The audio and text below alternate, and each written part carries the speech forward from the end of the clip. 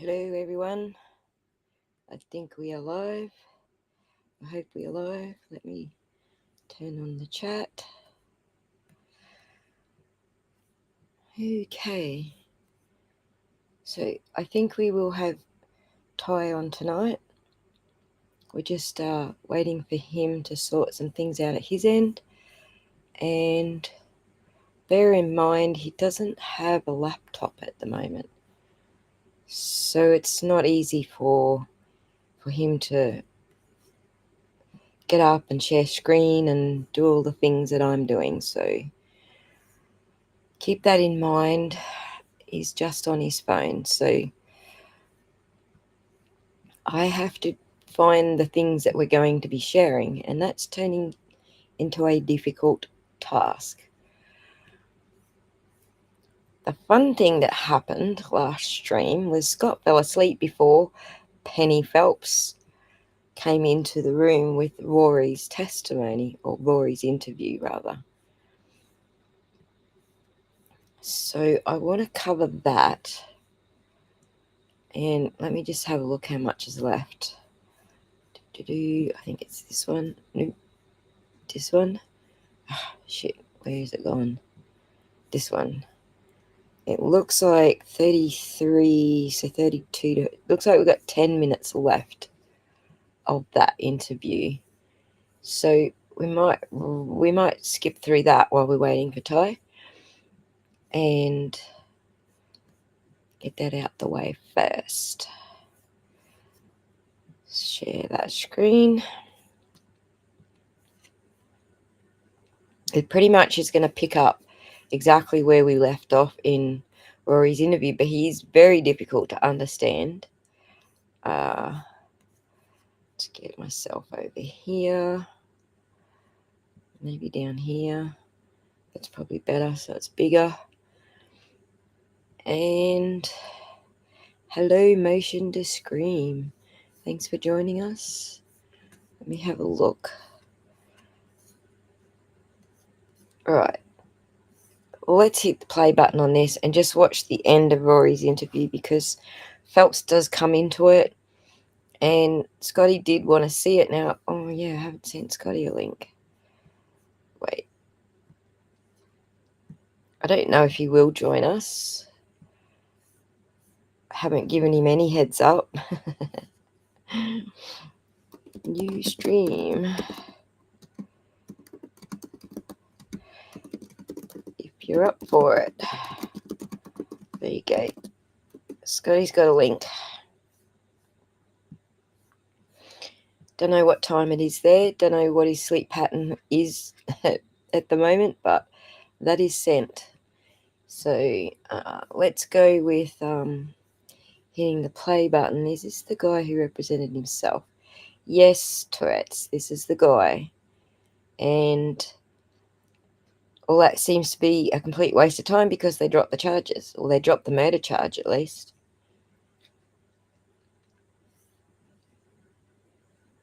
Afternoon, defense rests. Thank you for joining us.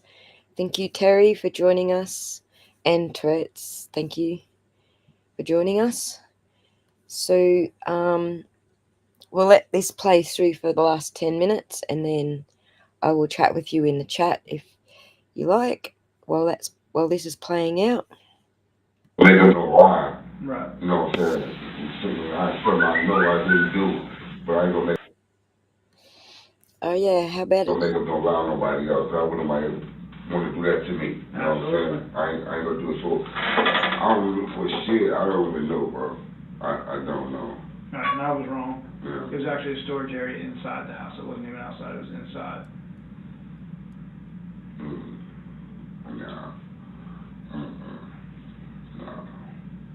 And I was supposed to be sitting there with him. No. You were still watching TV at that point. Yeah, I don't know. I mean, I can't tell you, sir. So I don't know. You see what? You know where the storage area is at the house? Yeah, the one that y'all went through. The one you had me sitting there, right by the front door. The front door to go up the stairs. See, that's the go upstairs. Yep. Right. You know okay. Mine, so we're on the same page. Yeah, mine. I gotta walk around and come in the back, or that's where my key fit at. You know what I'm saying? I can't get in the front door like Okay. that. Just think back to it, because it was around midnight, so you may have been tired or whatever. Midnight. Yeah. When I was asleep, No, you're still awake, you're watching TV, but you may have been drowsy or something. she told me to go to bed. I was in the chair. Did you say something to her before she said go to bed? Think for it, think.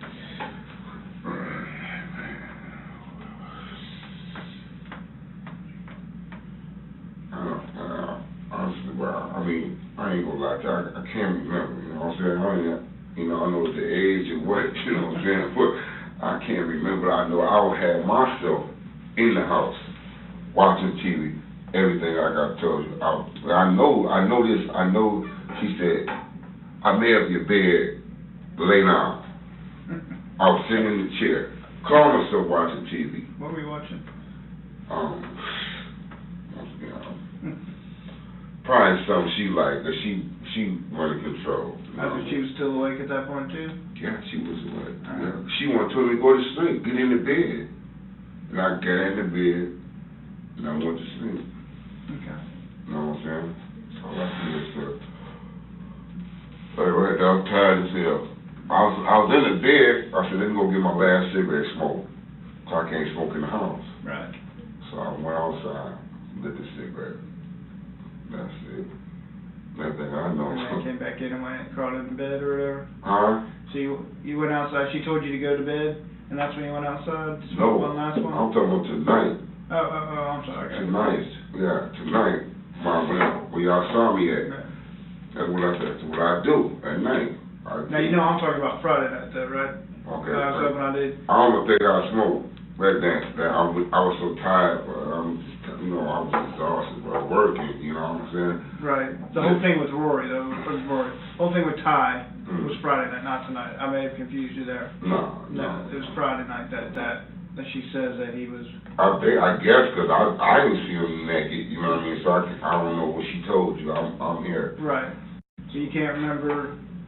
I don't see that man there being naked. Look like if you being naked, I'm gonna remember that. I would think so. You know what I'm saying? But I don't remember that, bro. Right. So. But tonight, I'm talking tonight, I was on my way watching a movie, my routine, go smoke my last cigarette, and then when y'all showed up, the guns pointed all at me.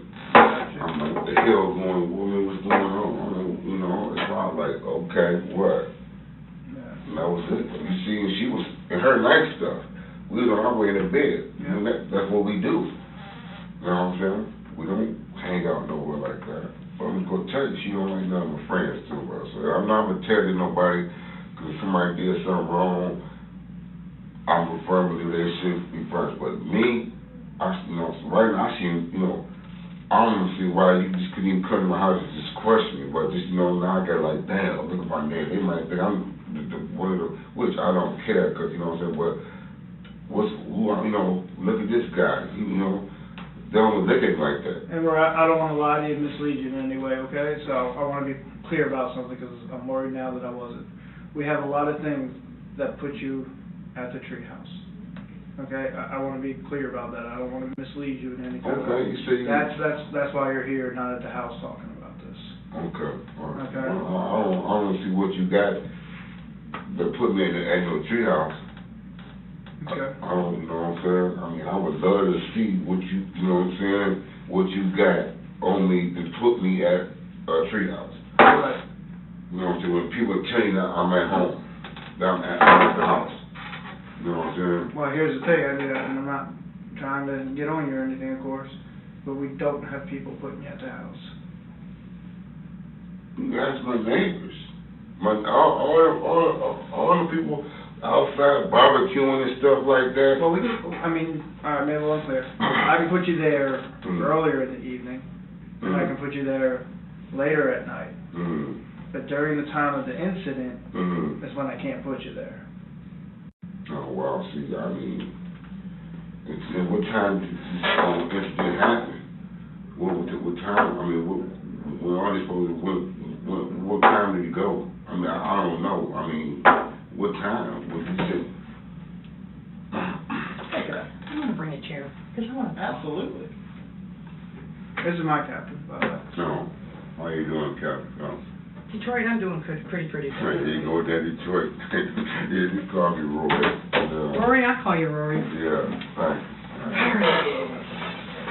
Rory, I've been listening to you. She's been at the house too, so she knows a little bit more than I know, right? Good. I'm going to tell you a little bit about me, all right? Okay. Been doing this job for 35 years. Right. Almost longer than she's been alive. Okay. Okay? Okay. And I'm going to tell you what I learned from my grandmother a very, very, very long time ago. She was a little German Lutheran woman, 4'10", had a wicked backhand. You cursed in her house, you got it. Right. Whack right across the mouth. Right. Smartest woman I ever knew in my life. And here's why. Because Grandma, when you got a chance to talk to her, would tell you this: no matter how thin you roll a piece of paper, there's two sides to the paper. Exactly. You're right. And no matter how thin the story is, there's two sides to the story. Right. Now I'm going to let you know the side of the story that we've heard about you. And then I'm going to give you a chance to tell us your side of the story. Okay. Because somewhere between this side of the paper, Rory, and that side of the paper, in the middle, is the truth. Okay, right. And we never fully get the truth, but somewhere between that is really as close as we can get. Right. So here's what I've got. Okay. At 8:11 p.m. In your neighborhood, there are, I'm going to say 16 cameras. Okay. Pointed in all different directions. And if you ever get the luxury of walking around your neighborhood, I want you to start looking. Corners of the buildings and the poles. And these aren't cheap black and white, like put them on big old tube televisions. Yeah. These are high density night cameras. Color. Nice cameras. Okay. And they're all over your neighborhood. Yes, sir. And we have spent 4 days walking through that neighborhood. Now here's what we got today. 8:11 p.m. Who do we have in video? The guy you call Ty. The guy that I know as Franklin Tucker.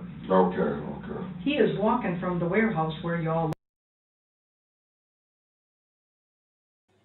Okie dokie. Let's see if I can move on to the next one. Doop-de-doop. Oh, god damn, I didn't pull that out of the... I didn't pull that out of the right spot, did I?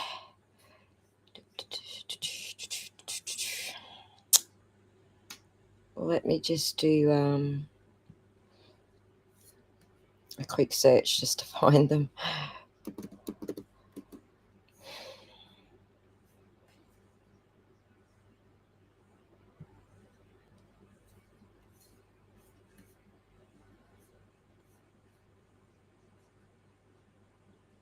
Yep, looks like we were up to this one.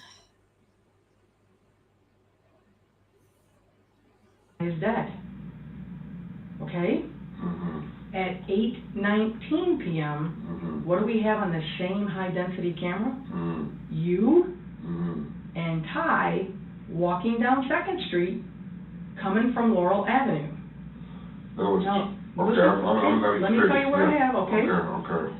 And you're not walking like you're smoking a cigarette stroll. You're moving. Okay.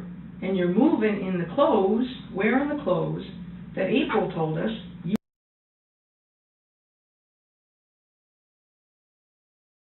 really worried about you, Rory. I know. She's scared to death. She's having her first baby, and she knows you're not coming home.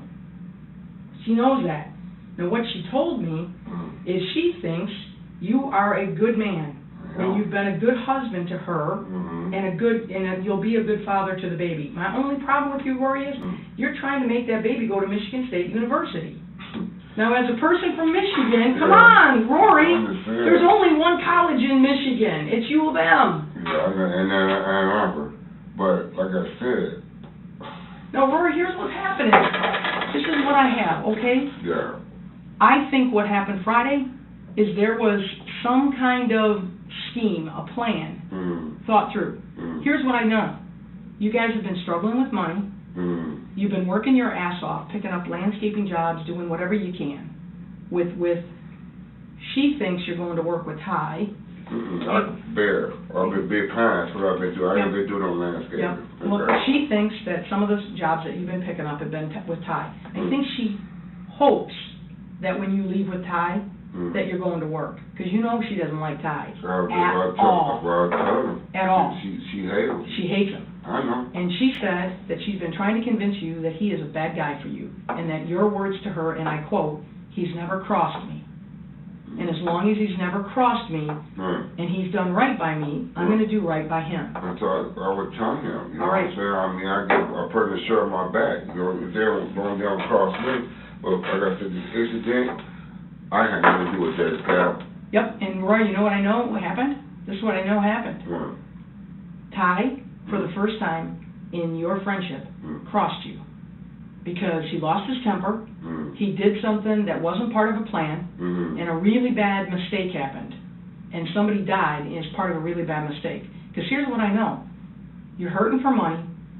There's no power in that place. You're borrowing power from a neighbor. Right. And food is hard. And that baby is due any day. Well, I mean, that might be they story up there as far as, you know, the food. You know, I got to, you know. No, April says you absolutely take care of her and that baby. And that your number one concern every day when you come home is, how are you, how's the baby? She knows in her heart and soul you are a good man, and that you would never do anything wrong by her or wrong by that baby. Never. And I don't think you would either, because I talked to both of you tonight. I talked to you and I talked to Ty, and what I see is you as a decent man, a decent father, getting caught up in something that was a bad mistake. What I see Ty is a guy that April has known all along was going to cross you, and he did. And he is making you to be the guy that planned this, thought this out, and did the bad thing. Oh, no. Well, Rory, hear me out, because he's jammed up, and he doesn't want to be jammed up. And April called it a long time ago. April told you, Rory, don't trust him. Don't trust him. Don't trust him. I don't like him. She said, I hate him. Right. You know she hates him. Right. She's got really good womanly instinct. So here's what I think happened. You all know that there's a little bit of money in a place where there's going to be a little bit of money for a little bit of time. And so this is what happens. We see Ty on the video at 811. I don't know where you come into the picture because you're not walking down 2nd Street. April knows Ty and Travis left between 4 and 5 in Travis's truck. She knows you were home all day, not at work. You didn't go to work on Friday. You were home all day, Rory, all day. She knows you were. Okay. Between 7 and 8 o'clock, closer to 8, you left the house. You were wearing a black shirt and black shorts. She thinks flip-flops, but she's not sure on the shoes. You left the house. You came home around 9 o'clock. And she said you didn't behave any differently, but she thought something was off. Didn't know what. You didn't say anything to her. And you know why you didn't say anything to her, Rory? Because you're a decent man who's taking care of the mother of your child. You're a decent guy, because if you said something to her, she would know, and it would hurt her. It would crush her. It would kill her to know that you got all wrapped up in something that was a bad something. So you didn't say anything, Rory, but she knew something was a little off. Now here's what happens. It's midnight. She hears a noise up in the storage room, and she said she's scared because she thinks somebody's trying to break up in the house. And she said there's always people trying to get up in there. So she goes to see what the noise is. And she knows the door sticks. So she pushed it really hard. And there's no way you can be quiet when you open the door. So she pushes it real hard. And there stands Ty, naked from the waist down, because his pants are already off, and he's not even wearing any boxers, and his pants are on the floor. And he's in the process of pulling his black shirt over his head, and he takes it off, and he puts it in a plastic bag like you get at the gas station. And she thinks it's really weird that he's doing that, and can't figure out what he's doing. But he doesn't say anything to her, and she walks out of the storage room and shuts the door. What you say to her is, why are you up in his business? Why are you being so nosy? Why'd you have to go look? And she said to you, I thought somebody was breaking in. You were on the phone, talking to somebody at midnight, Rory. She didn't know who, she didn't know what. But she said the minute she told you, not about what she saw, but that she thought somebody was breaking in, and that's the only reason she went up and checked, you let it go. You let it go. And she said, Ty has never spoken to her about that, and you've never spoken. But she said the last 4 days, you've been upstairs more than you've ever been upstairs. You've been outside on the porch more than you've ever been outside on the porch. I can't smoke cigarettes around it. That's Yep. what I'm telling you. Yep, and she said it's more than just smoking the cigarettes, and you've been on the phone a lot. Now, she's worried. She's scared. And this is what I know, Rory, from talking with her. You are a good, decent man. You are trying to do right by her and by your baby. That's what I do, you know what I'm saying? Yep. That's And here's what I think happened. You're trying to do right. You're going to get a little bit more money. You're going to go get $1,000 because somebody's got $1,000, and you know somebody's got $1,000. That's the other part of this that I know, Rory, because not only have we been watching video cameras, we've been talking to lots of people, and Paul is holding $1,000 that Anthea gave her, and Anthea is all pissed off because Paula took that money and kicked her ass out, and Anthea wants the money back, and Anthea tells people Paul is holding $1,000. So I think Ty comes up with this cockamamie plan that, listen, we're going to go up in there, we're going to get that money. We're going to make it quick, we're going to make it fast, they're not going to know it's us, we're both going to put on masks, we're going to wear black clothes, we're going to go up there and we're going to take that money. And then things go to shit, Rory, up there. If he made them plans, it wasn't with me, Cap. I'm telling you, it wasn't with me. If he made them plans, it wasn't with me. That's not my MO. You know what I'm saying? I get food stamps, you know what I'm saying? We got enough food, you know what I'm saying? I'm about to go back to work. But if that's true what you saying, and he made them plans, he ain't make it with me. Because I would have told him no, off rip. Because I got a baby coming. I ain't about to do nothing to jeopardize my baby. I take care of mine. Where she need, I'm going to get it. Yep. You know what I'm saying? If I got to go there and put roofs or cut trees up in big pines, I'm going to do it. But all that other stuff, I'm not going to do it because I enjoy my freedom. I got in trouble 2008, okay? I had to do 30 months for something stupid I was doing, wrote a check. Ain't nobody get hurt, nothing. I did 2.5 years. That was it. I ain't been in trouble since then. Check my record. Well, if he had a plan, it wasn't with me, on cap. Seriously. Rory, I'm going to tell you something else I know. What's that? I know you might not have followed through with it, but I know you just recently made a threat. When you learned that you were going to get evicted, and there was a conversation about you need to get up and out of here, and you get the paper, you get served with the notice. Right. You talked to a guy named Robert, and you told him, right. I don't have a problem with you, but I got a problem with him. And you pointed to Daniel. And what did you tell Daniel you were going to do to him? I see you come in my house, it's going to be a problem. See, well, once again, being the smart man I am, I took it, I got it at my house, this thick, full of court. He the one trying to beat me. Unlawful. I got a letter for the Supreme Court. All this paperwork. Yep. He got it big. So the bitch that he tried to give me was unlawful. What did you tell him you were going to do to him, though, if he tried to put you out? What did I tell him? I'm going to beat you with a baseball bat. No. Okay, Rory. I'm gonna own a baseball bat. Well, I'm not saying you do. I'm What I'm own saying, Rory, what I'm telling you is I know that you might not have made any mistakes since 2008, yeah. but I think you made a big one Friday night. I really do. And I think what you're recognizing is I got jammed up, but I don't want to be jammed up because I got a baby on the way. And I get that. I honestly get that, Rory. I'm telling you, Cap, if he made some plans like that, it wasn't with me.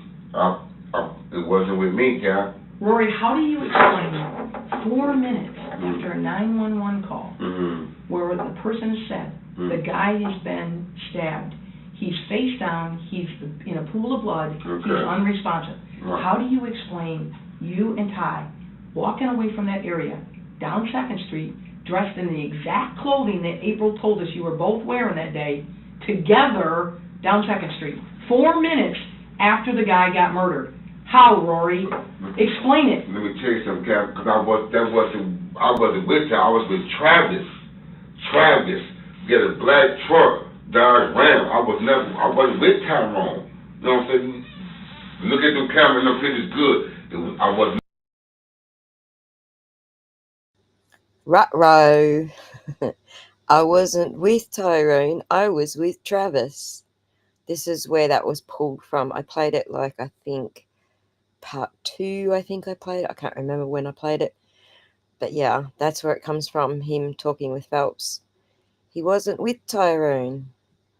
We know he wasn't with Tyrone because not a single witness described a man with a goatee.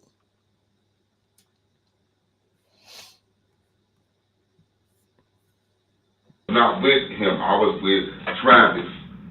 We was coming from Tom Thumb. That's where he's coming from. No, walking the other way, buddy. Coming this way to my house, that's what you're talking about, right? From Tom Thumb. No, the other way, Rory, from Laurel to your house. 8:11, I've got Ty on video. Okay. Coming from the house. Coming from, going toward Tom Thumb. No, going towards Laurel Avenue. Where's the Where the guy got murdered, the treehouse. Okay. 8:11, Ty is leaving the house, walking down 2nd Street, going toward the treehouse. At 8:19, 4 minutes after the, hey, the guy's dead, phone call to 911. What do I have on video? You and Ty walking down 2nd Street from the treehouse to your house. Now, if you weren't with Ty, how are you on this video? I was with Travis, but I was never working with Ty. That's what I'm trying to tell you. I was with Travis. I was never with Ty. Show me that. I'm telling you, that was not me. I was with Travis with the black truck coming from Tom Thumb. I wasn't with Tyrone. So he was with Travis. Travis says he was with Rory. So they're kind of corroborating each other's stories here. Not that silly Phelps gets what's going on, but that's what it sounds like to me. And again, nobody said anything about someone with a goatee. And I'm pretty sure that Paula actually said multiple times that she knew Ty's voice and it wasn't Ty's voice. I do have Paula's deposition racked up to read through that tonight at some stage, hopefully. So we'll get to hear what she says about that herself. I promise you I wasn't. Okay. I wasn't. I was not coming. No, hell no. No, that wasn't no. I was with Travis, and he'd tell you that. If I call right here, he'd tell you. I was with him. Can I ask one question? What's that? When she brought up, and this has bothered me, when she brought up about the fact that you didn't actually work on Friday, you acknowledged her as being right. Because I work, but it had to be Friday. It was Friday. Friday said it was Friday. You acknowledged her. I'm listening to it. That's what I do. That's what I do. You acknowledged, because I've been watching, I've got your body language down. So. Right. Okay? When you agree, like you just did with me there, right. When you agree that, okay, I'm right on something, you shake your head yes. But I be saying, right, I guess. No. Yeah. When you don't agree with something, you don't like something, right. You don't say anything. When she said, and April knew you didn't actually work on it, you're like, yeah, right. You can cover a boss, Bear, Randy McGraw. Randy McGraw, that's the guy I work for up on Big Pine. But I know for a fact that I was not walking with Ty. I was coming from the store with Travis. You can call his number, it's in my phone. You can call him right now and ask him where he's coming from. Tom Thumb that night. Who was with that in that camera with Tyrone? It wasn't me. Rory, if that wasn't you, why would somebody tell us you were at the treehouse? Why would somebody tell us it's you involved in this? Who would try to take you, if you're the good guy that you say you are, and you have not been involved in anything since 2008, who would try to jam you up with this? Yeah, I ain't gonna lie. Ain't no telling. There's a lot of people. Pick somebody. Give me a name, Rory. Help me help you. I am not going to go eeny, meeny, miny, Rory. Yeah, I'm going to pin a murder on Rory. Yeah, that's not even my MO. No taking a life. That's not me, Cal. It's not me. I wouldn't do nothing like that. I don't think you intended to take it, Rory. I didn't do it. I know. You know what? I am absolutely convinced that night you didn't kill him. I didn't kill nobody, no, bro. I know you didn't, Rory. Nobody. I know you didn't. I ain't gonna say I did. You know what happened? Ty did. I know. Rory, Ty did it. You know Ty did it. You didn't kill anybody. I know you didn't kill anybody. Because it's not you. It's not who you are. It's not what you're about. It's not who you want to be. You got wrapped up in that, however he got you into that. And it went bad. It went sideways in a hurry. And before you know it, Ty's stabbing a guy. Not only stabbing a guy, Rory, but in the fucking back. Like a coward. In the back. And then running. So you didn't do it. I know you didn't do it. But I know Ty did. And I also know this, Rory. You were there. And there's that two sides of the piece of paper. And you get this one chance to tell us your side of the story. Rory, one chance. We're all you got right now. You didn't kill anybody. I absolutely believe you. Because you didn't. But you were there when somebody died. And it was an accident. That's what you got to take that with Todd. I'm telling you, I can't tell you, make up nothing. Rory, who's making it up? Give me a name. If you are absolutely insistent you are not there, who would try to jam you up like this? Nobody went eeny, meeny, miny, Rory. Yeah.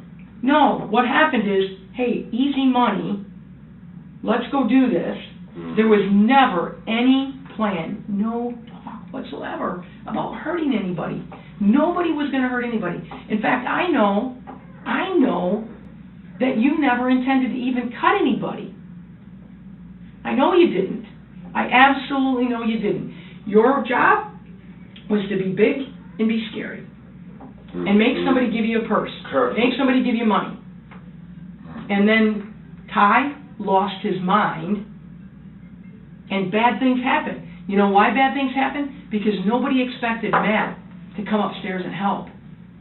And Matt, all he did was come upstairs, Rory, to try to help. That's all he did. He had no reason to die. Ty had no reason to kill him. Ty was afraid. Now shit, we're getting caught. This is bad. We got to get out of here. And all of a sudden, based on that, Matt's dead.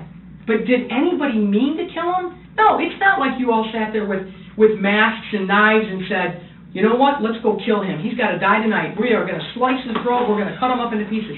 None of that was planned. Rory, there is a big difference between planning a murder and planning to hurt somebody and going there. I understand what you're saying, Kat, but like I said, if you said Ty did, that's something you got, you know what I'm saying? Because ain't no way to tell you that I was there. If he did, he lying. You know what I'm saying? I don't know if he did. That's between him and God, but I know what I didn't do, Kat. I know. I know what I didn't do. You're going to close your eyes tonight with a clean conscience, knowing... I ain't hurt nobody. I never hurt nobody. Yep, and you're going to close your eyes tonight with a clean conscience, knowing you didn't kill somebody. But you're not going to sleep well tonight. You know why I know you're not going to sleep well? Because you got a young lady sitting in a place that's completely dark, scared to death, that you're not coming home, and there's going to be nobody there to hold her hand when her first baby is born. And Rory, she's thinking you're going to do right by her tonight. She's home praying that you're going to do right by her and that you're going to make this right and you're going to just tell us what happened. I can't tell you what I don't know what happened, though, Kat. That's what I'm saying. I can't tell you, so I can't just make up nothing, that I don't know. You know what I'm saying? I don't know. But you know what you did. Nothing. I didn't do nothing. I didn't. That ain't my MO. I didn't do nothing. You know what I'm saying? Like I told her, she hate my friend, so what she saw, that's on her. I can't know. No, she's not doing this to get back at Ty, and you know that, Rory. April's not talking to us to get back at Ty. April's trying to make it right for you. She know I ain't do nothing. Listen, what that about me? If I was to do something, I'm gonna tell April. Anything I ever did, I'm gonna tell April if I did something wrong. You know what I'm saying? And that's the honest God too. So I couldn't tell her. I didn't know about this, like I told him, until my neighbor and then the news things on my phone. That's how I found out about it. You know what I'm saying? Then I'll see all the police present in the neighborhood. You know what I'm saying? I said, I was like, I don't know what's going on, but I'm going to stay at the house with you. Make sure you're all right, because I don't know what's going on. You know what I'm saying? Now, my exact words to her, she said, okay, I appreciate that. Like I said, with far as she don't need, some treehouse, all that, no, I can't. No, that wasn't me. It wasn't me. That's why I was like, yeah, take my DNA. It wasn't me. You know what I'm saying? We're going to be doing a lot of that. We're going to be taking ties and yours and subpoenas on phone records, so we'll know who was talking to who and when. Yeah, you can do all that. The videos will be enhanced, so we can show you who you were with, when. Yeah. And the videos are just starting to come in, Rory. Like I said, right, but tonight is the night to tell Detective Pitcher. I wasn't walking with Ty. I know that. I kind of much I see you trying to help me. I cannot say that I was walking with Ty that night. I was walking with Travis that night. I know that for a fact. I was never with Ty coming up from the whatever street you're talking about. You know what I'm saying? I don't know the name of it, you know what I'm saying? All I know is Tom Thorne in the street I stay on. I was not walking with Tyrone. You know what I mean? What Ty got going on, that's on Ty. You know what I'm saying? I met Ty at cops. He ain't never crossed me, did me no wrong. He was trying to help out downstairs. The hurricane with me. You know what I'm saying? We even went to the Hogfish, drunk together. As far as him, just knowing him as a person, I don't. You know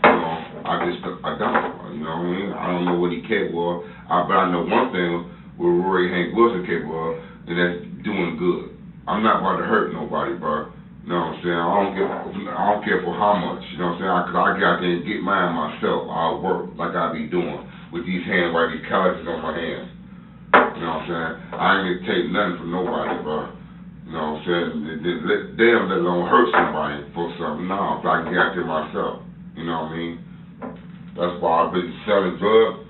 That ain't never been my cup of tea either. I'd rather get out there and work for man. It made me feel better as a man. You know, one thing you did say, Kat, I love my April and my son. That's all I be talking about. You know what I mean? And I ain't about to do nothing to jeopardize. So like I said, what was in the dark will come in the light. Because God knows that I didn't have nothing to do with this work. And it's going to come off, man. Seriously. I know that for a fact. I'm a man. It hurt me that when she just told me that she did without no lights on. You know, that's why I'm just really just going crazy. But not really crazy, but that's bothering me, what you just told me. You know what I'm saying? Because, you know, I just thought I'd come out and get questioned. I ain't, you know, thought I'd come out and get shot for what? I mean, I ain't did nothing, but I'm at the house. You see, he told you he was watching me. That's what I do. I be at the house with my girl, bro, and my baby. I ain't got time to be hurting nobody, man, or taking for nothing for nobody. Rory, today I want you to remember today's date. It's November 22nd, okay? Today is the day that Rory did something that April thought he would never do, and that's not be there for her.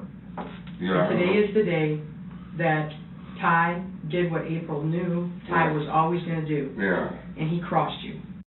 And she warned you, she begged you to stay away from him. Right. And you wouldn't listen. So today is the day that two things that never should have happened to you happened to you today. Ty crossed you, and you're not there for April. How could he cross me? Well, how did he cross me? How did he cross me? Why do you think he's in your house taking off bloody clothes, putting them in a bag, Rory? Why? He did that up in your house with your April. With the storage here, that's separate upstairs. My house is, see, I even but your girl saw her. But she ain't never tell me though. I know, she was afraid. Rory, she was afraid. If she would have told me, I would have said something about it. See, I don't know. I'm in the dark on a lot of stuff, Cal. She ain't never tell me that. Cause I would have, what the hell are you doing? Yeah. I would have questioned that. I would have questioned it. Because she's told you over and over and over again, don't trust him. But see, stuff like that. Listen. Yeah, but stuff like that. She was afraid you wouldn't listen again, Rory. No, but stuff. So that's been eating her since Friday. She should have told me. She should have told me, man. I would have fucking been down here. I would have called the police myself. I would have called them myself. Think about what you told her that night, Rory. Why would she tell you? What did you tell her that night? What did I tell her? What did she say you said? You told me I said mind my own business. I tell her that all the time. I was off a little bit, and the captain corrected me on that. What did you tell her? I don't remember. Why are you being so nosy? Why are you up in his business? Why are you going up there? What are you looking at? So she immediately felt like you were attacking her and thought, I'm not going to say anything. See, but I didn't mean that, because you're right, because every day she tell me, don't hang out. You know, you're right about that. But that's why I get so used to it, man. Just don't worry about it. Don't worry about it. But I swear to God, if she would have told me that night and told me what he did, I would have called the police, especially right in my place. You know what I'm saying? I would have. Raised on my unborn child, I would have. I didn't know. See, that's why I said I don't know, so I can't say. You know, if I was saw, just that I would say. You know what I'm saying? That's the honest God truth, bro. You know what I'm saying? I got a fucking baby on the way, bro. It's less than 3 weeks. I'm not about to do nothing to jeopardize. I don't give a fuck if I vote. I go get on welfare if I got to, or I work a double. I'm gonna start back working this Friday, bro, for my kid. The district manager saw me get off the bus, and she was on the same bus coming from Big Pines. You know what I'm saying? When I told y'all, that's when I walked home, when they let me off at CVS. You know what I'm saying? But I'm not lying, bro. I'm in the dark just like y'all is. I'm trying to figure out, put this shit together, too. Because like I said, she ain't never tell me that she saw Tyrone in that storage room taking off those no clothes. Because I showed up with her, asked him about that shit. Like, no, what's up? What's going on? You know what I'm saying? I ain't about to do nothing to jeopardize mine, bro. Seriously, that's the honest God truth. For real, bro. You know what I'm saying? I ain't even know nothing about that. The captain came and told me. You ain't even tell me that. You know what I'm saying? I'm trying to tell you the truth. I want you to tell me the truth, too. I didn't know part of that, did I? You know, I'm going to split my thing trying to tell you the truth so I can get this matter over with. You know what I'm saying? But I know one thing. Rory Hank Wilson ain't hurt nobody or ain't trying to rob nobody. Because my life is over at that house right now where she told me sitting in the fucking dark right now, worried about me. And she know I don't do shit like this, man. She know I don't do nothing like this. She ain't in my M.O. I go out there and work. I gotta work 2 jobs, bro. Seriously, man. That's the honest God truth. What he doing, I don't know what he doing. You know what I'm saying? But I know what I'm doing. That's the honest God truth, bro. Seriously. That's all I know. I'm telling you what I know. That's why I'm so corporate at the house. We's playing it special for you, Scott, so you can see how she changes the narrative. She sits here and tells Rory all the stuff that she just fed to April and got April to agree with. Now she's telling Rory that April said all this stuff. So that's how she did it. Nonetheless, he's still denying that he was there, and he's the only one who is absolutely 100% there, according to all the victims and all the witnesses. Rory, I hate to do this, but I got to repeat the exact same thing. Captain said it better than I could have ever said it. And I'll be honest, it even hurts me. Is that this is going to be a day that you never forget. Because she was right, all right? Yeah. Ty crossed you completely. And you did the one thing that you probably never thought you would do. And that's betray her. I ain't never betrayed her, bro. I don't know how this man could cross me. What can he say? I can't wait to see that video come off. And she said that was, I knew I was walking with Travis, bro. You can call him right now on the phone and ask him, did me and him walk up this all time thing? He gonna tell you, yeah. I'm telling you, I was never walking with Tyrone. So when he's down there telling y'all, you know what I'm saying? He telling on himself, because he ain't got nothing telling me. I ain't did nothing. And Rory, go back.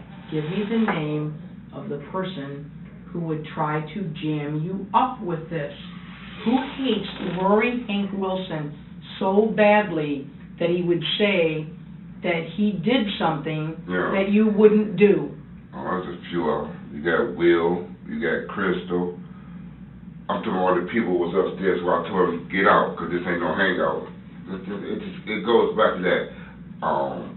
You got dude named John with the witch, you know what I'm saying, with witch in the hair. His friend, you know, it's just a lot I put out, you know what I'm saying? So I mean, y'all got to go, bro. First y'all ain't paying no rent, you know what I'm saying? Y'all been eating off you lights, freeloading, you know what I mean? So that's what I'm talking about. A lot of people don't like me. They don't know me, but they don't like me. You know what I'm saying? That's why I don't go by that name as No D Trick, because that ain't my name. You know what I'm saying? And that's probably what them people know me as. You know, from the people talking. But I ain't never told nobody my name was Detroit. I'm from Detroit, so that's where them names like that come from. But my name is Rory. A lot of people call me Roy or Nino. I don't go by them name Detroit. But it's a lot of them people out there, man. Even from cops, even from the dudes to the girls, from cops, people upstairs in that place where they freeloading at. It's a lot of them. I mean, I don't know the names like that, you know what I'm saying? I don't. But one thing I do know, I know I ain't hurt nobody, bro. And I know I didn't do that, man. And my girl know I ain't do no shit like that. I'll be the dumbest person in the world. You're about to have a baby do some shit like that. And income tax come right around. You know what I mean? I wasn't hurt for no money like that. Why I gotta go do something stupid, bro? Captain said it and I had said it. Yeah, we don't believe you did the murder. I didn't do that. But there's a difference between doing the murder via the treehouse. Yeah, but see, I'm telling you, bro, I ain't had nothing to do with that. What he did, now I'm putting two and two together. She told me he's changing clothes. Maybe he had something to do with it, but I can't just say I saw it because I didn't. I even know nothing about it. But if I would have saw it, I would have said something. It would have protect me in mind. Hell yeah, I would have said something. Okay, you call it snitch if you want to, but I would have told. It would protect me in mind. But I didn't know. I didn't even know that. She just told me. I ain't know that. I ain't know April saw that. She didn't tell me. But I can guarantee if she would have told me, I would have questioned that shit. Trust me, excuse my language. And I would have called 911. Seriously, bro. I don't play that like that. It ain't that serious.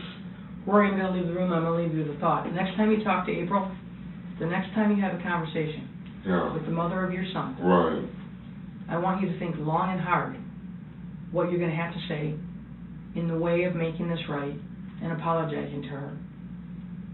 But I mean, I didn't even do no. I didn't even do nothing, no, Cap. I'm going to let you know that this is a situation where you could do right by her and do right by your son and do right by you. And we know you didn't hurt anybody, you didn't intend to hurt anybody, and you sure as heck never meant to kill anybody. And you didn't kill anybody. I know that. We all know that. April said in her heart and soul, she knows you're not capable of killing a person. She knows you're not. Like that. Well, I don't do none of that. I don't believe for 1 minute you did the murder. I catch them. I don't believe. Release the fish. That's in me like that. I don't believe for 1 minute you killed anybody. I did. Rory, I do think you were there. That's my phone right there. It's my phone. Rory, why were you on the phone at midnight that night? I ain't talking to some people. I don't even know if I was on the phone that night. I be getting my days mixed up, but I'm gonna tell you my age, but it ain't like I'm lying. What people would you be on the phone with at midnight? A lot of my people up north, you know what I'm saying? Dallas, you know what I'm saying? Atlanta. I know a lot of people, bro. I got a lot of friends, you know what I'm saying? So, not probably people in Key West, but, you know, other places, you know what I'm saying? You know, but, like I say, bro, when you get that phone, check that phone, call Travis right now and ask him, what did me and Rory do that? Did we walk up to our own time? He gonna tell you, yeah, whoever was in that picture with Tyrone wasn't me. I know that on my unborn child, it wasn't me. You know what I mean? It wasn't. And I can promise you we will talk to Travis, absolutely. Yeah, I can promise that, as long as we can find him. Yeah. That probably was him calling my phone. I know April just told him what happened. He probably worried sick about me. Like, what, you know what I'm saying? Because he know I ain't like that. Just like April know. He probably worried about me, bro. You know what I mean? I'm sitting in the room with handcuffs on, man. Come on, bro. You know what I'm saying? You could just call me and told me, because I would care voluntarily. Listen, let me say this to you guys. If somebody did a crime so heinous as this, you think they gonna stick around? Not, you know what I'm saying? Come on, that don't make sense. I ain't going nowhere. Rory, I got a really plausible explanation for why you stuck around. Your girl is due to drop a baby any day. She's praying it's going to be the day before or after her birthday. Yeah, birthday Monday. Yep, because she says she doesn't want to have the baby or her get screwed out of birthday gifts. Yeah. And when you have the same birthday, somebody ends up taking a licking. Yeah, And we have plans. We yep. have plans. You know She said she knows it's going to be hers, so she's hoping she has the baby before or after her. So that's a real good explanation. Yeah. The other thing is, you got a job, and it's hard to find a place to stay. And so like I explained to April, it's not the best place in the world to live right now, but it sure is not the worst either. Right. It's a roof over your head, and there's food in your belly. Which I provided that. Yes. I provided that. Mm-hmm. I did what I was supposed to do. And tonight, she's home alone in the dark. Probably with Ty. In a very short period of time, Rory, read between the lines. With Ty. Who do you think is going to be walking away from this building tonight? You or Ty? And then ask yourself, how come he gets to walk away and you don't? Because I wasn't there. So, why would he? I think he's hit the nail on the head. Ty looks really odd, tilts his head to the side. Ty wasn't even there. He knows that Ty wasn't there. He's telling me that he said he done it. That's what you told me? I'm telling you, you're staying here and he's going home. So you read between the lines, and in what world does that happen? And why would that happen? And you know when he leaves here, Rory, guess where he's going? And guess who's terrified of him? That's a lie, bro. I can't believe that man is sitting and put that shit on me I had nothing to do with it. He lying. Put two and two together. If he was in the storage room taking off the clothes, taking his clothes off, why would he do that? He never done that. I don't know the answer to that, Rory. So I gotta say, okay, they're like me. Okay, well he done it. I can go home if I can say if I can say, but yeah, Tyrone done it. Right. She does indeed defense rests. Let's get the next one up. Come on now.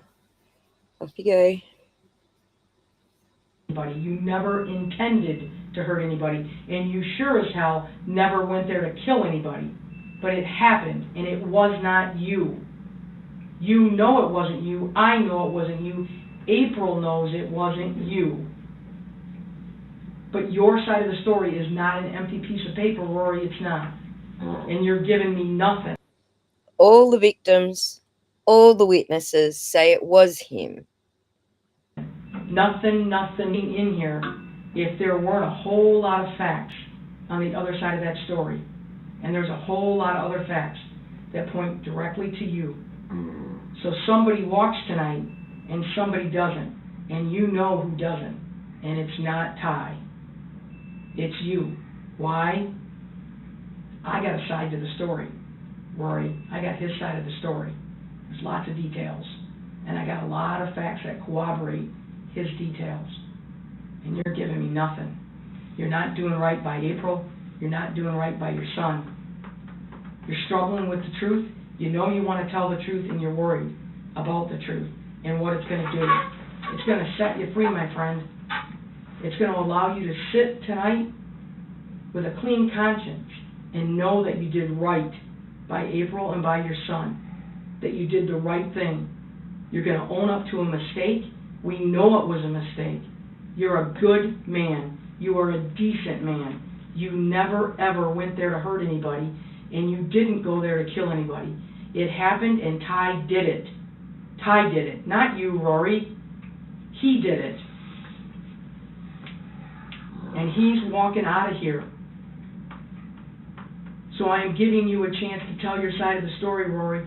I am sitting here sick to my stomach thinking about April, thinking about your son. You know what's also causing me a lot of heartache? Is knowing that you're a good, decent man who has got pride in the way of admitting that I was in the wrong place with the wrong people at the wrong time, and they did stupid shit that I never wanted anything to do with. I never wanted anything to do with that. I never wanted that to happen. That's Rory. That's you. That's the good man, the decent human being. But you're sitting here not willing to admit it was a mistake. Not willing to admit that you were part of bad stuff that happened. Rory, you're better than that. I still want to go down, you know, like I said, I wasn't there, but I still want to go down. That's no snitch, man. You know? And it's real simple, Rory. They end up with a W, a win on their side of the column because they told their story, and you end up with an L on your side of the column because you chose to sit here and be quiet, which is your right. You absolutely have that right. But your side of the story would let us know what happened and let us know where you sit in all of this. You realize what you just said, Rory?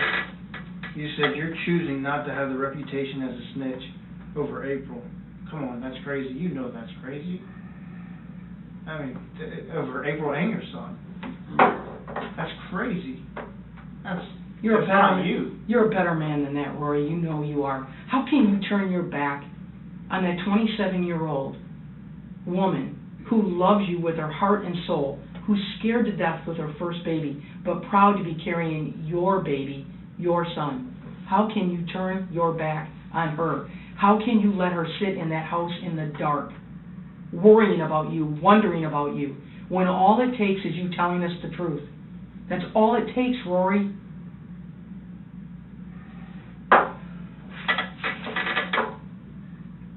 Like I said, I wasn't there, man, but I know something about it, but I wasn't there. Tell us your side of the story, Rory.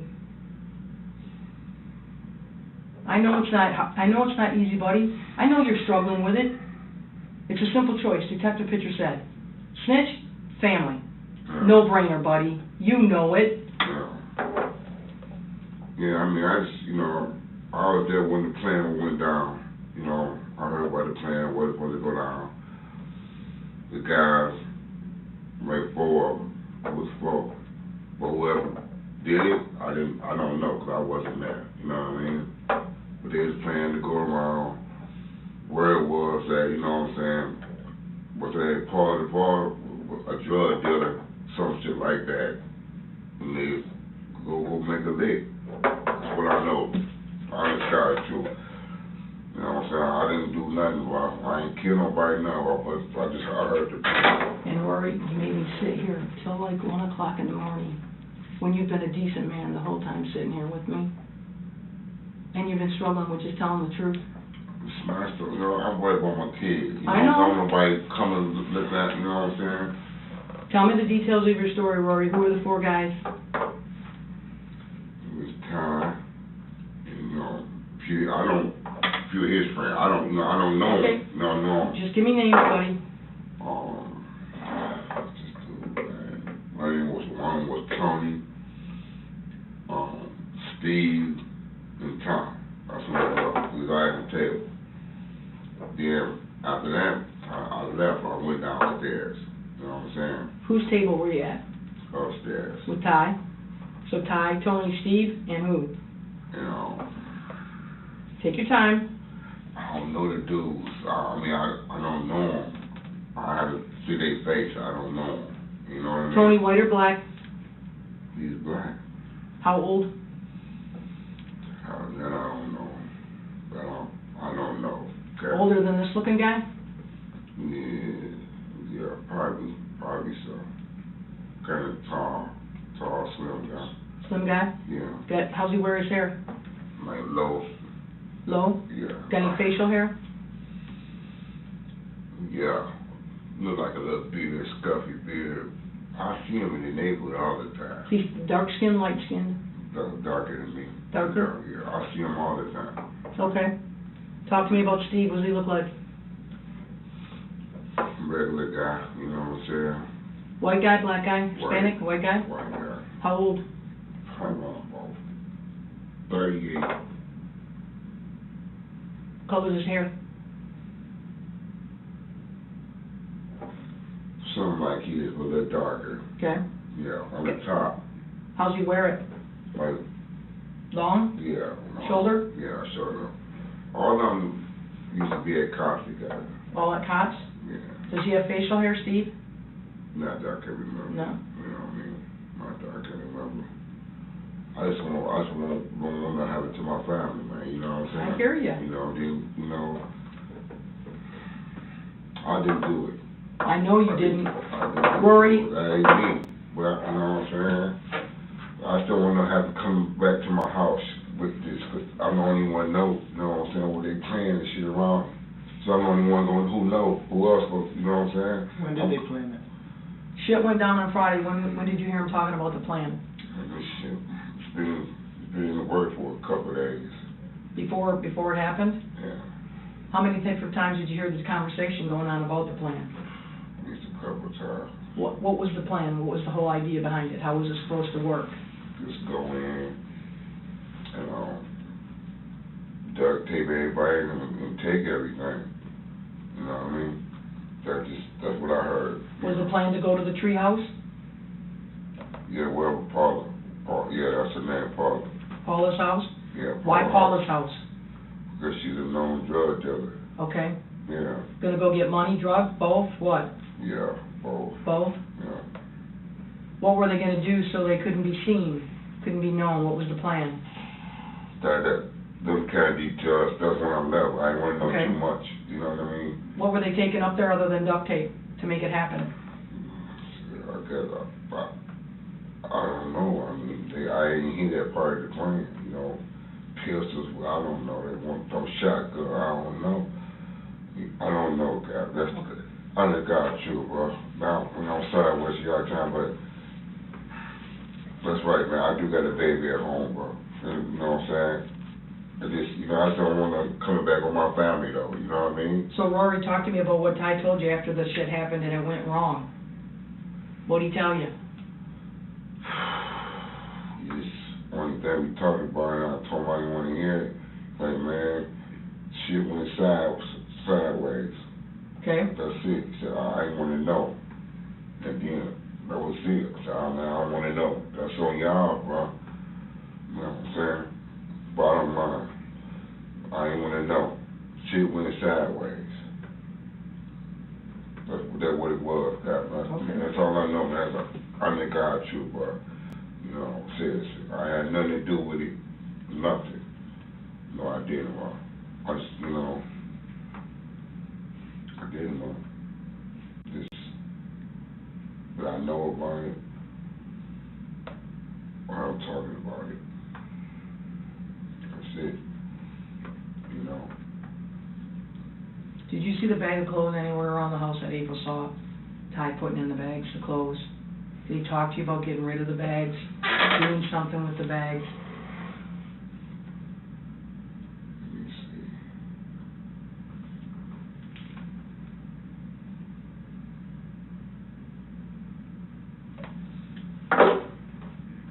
No, but he told me he had them hid somewhere. He had them hid in the house somewhere. So I searched the house, though. Mm-hmm. Where's the best hiding place in the house? Let me see.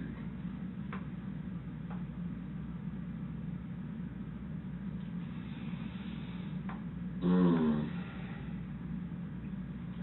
trying to picture the house, man.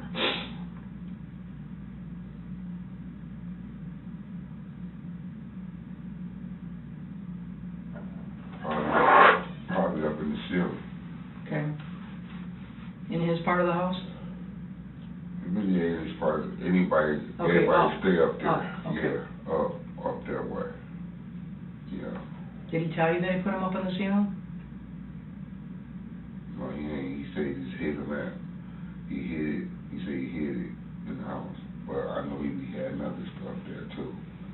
You know, What other stuff's he been hiding, Rory? like weed, stuff Okay. like that. Yeah, that's why. Damn, man. So I don't follow myself with, you know what I'm saying, with shit like this, brother. How my fucking man came in, and I ain't do nothing. You know what I'm saying? Like you right though, man. It's all about April, my son, man. Fuck this. I ain't going out like that, bro.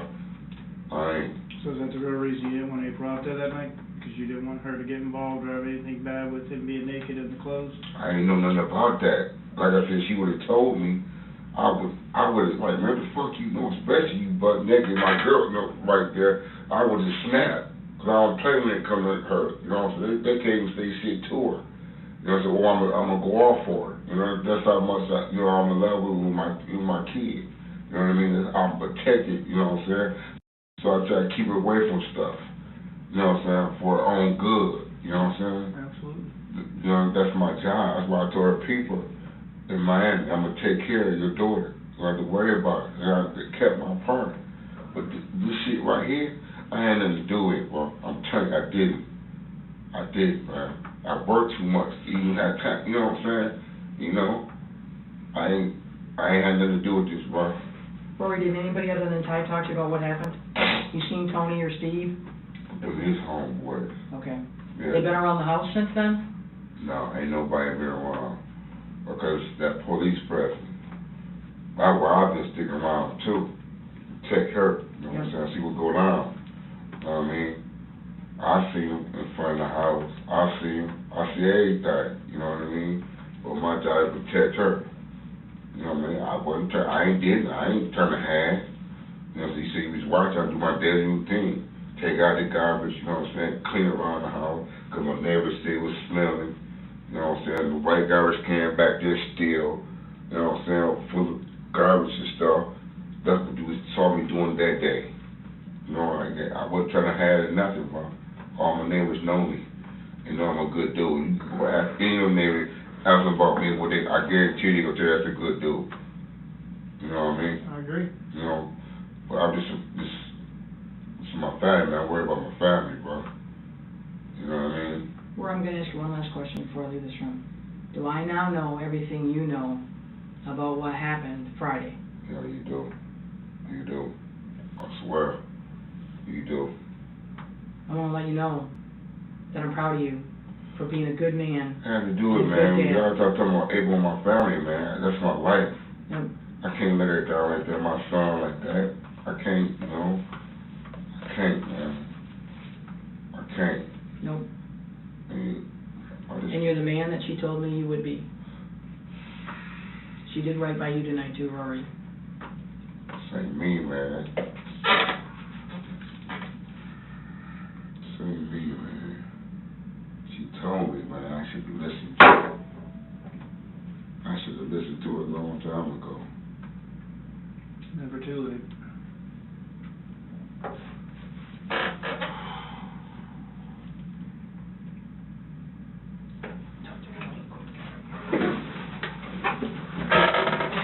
Man, can I get some napkins? Yeah, I'll get you something. Hell, man, this nigga, man. Fucked up,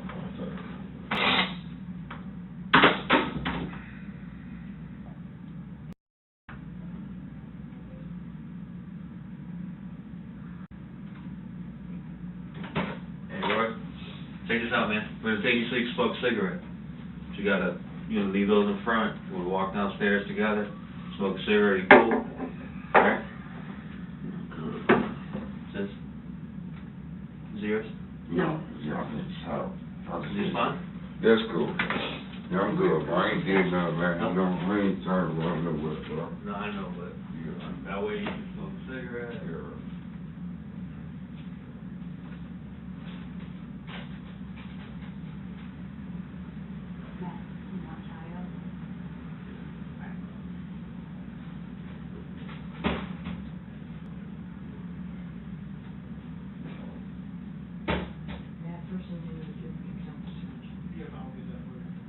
And then we're gonna go back with a ladder, which is, we gotta go in the chimney shop.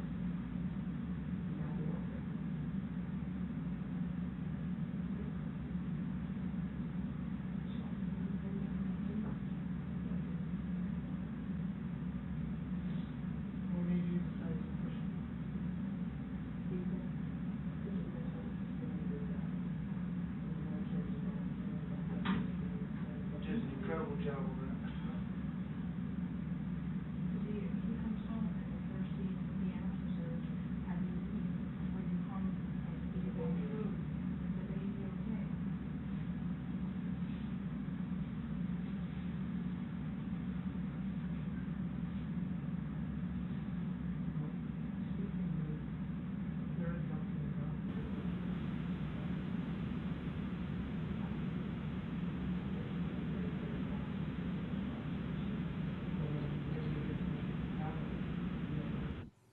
I can't really hear what she's saying.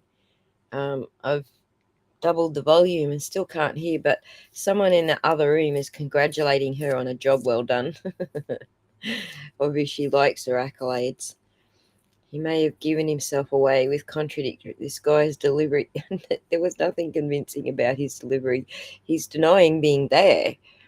But we all know he was there because all of the witnesses and all of the victims put him there. So I don't know that his delivery is winning any favors. Plus, he's convicted, whereas Ty has had the murder charges dropped. So I'm not sure he was all that convincing to anybody, especially a jury.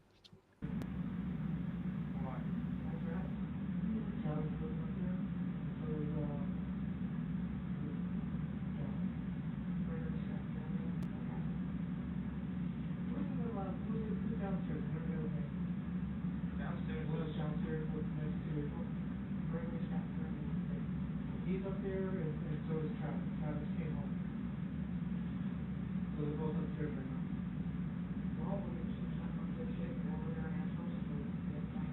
Yeah.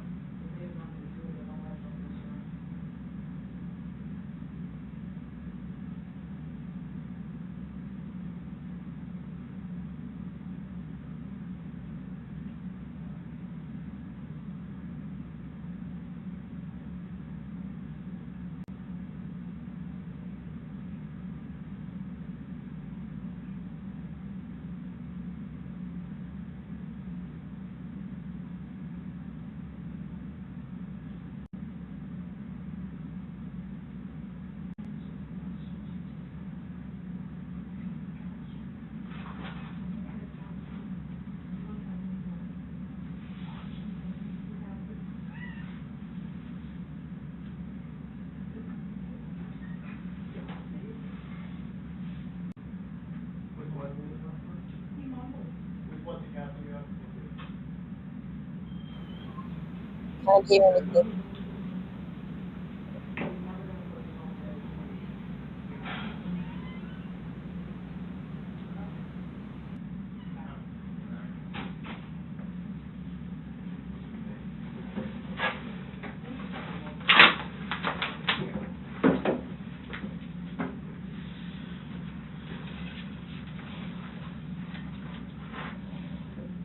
You want some pizza?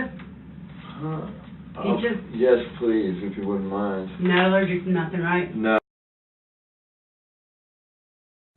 All right, I don't want to go on with Ty's yet because I got more to cover on the others before I go on with Ty's. So we did see some of Rory Wilson's Proffer interview, but apparently, he changes his mind multiple times about whether they were doing the robbery for a kilo or not. But let's tune into that one.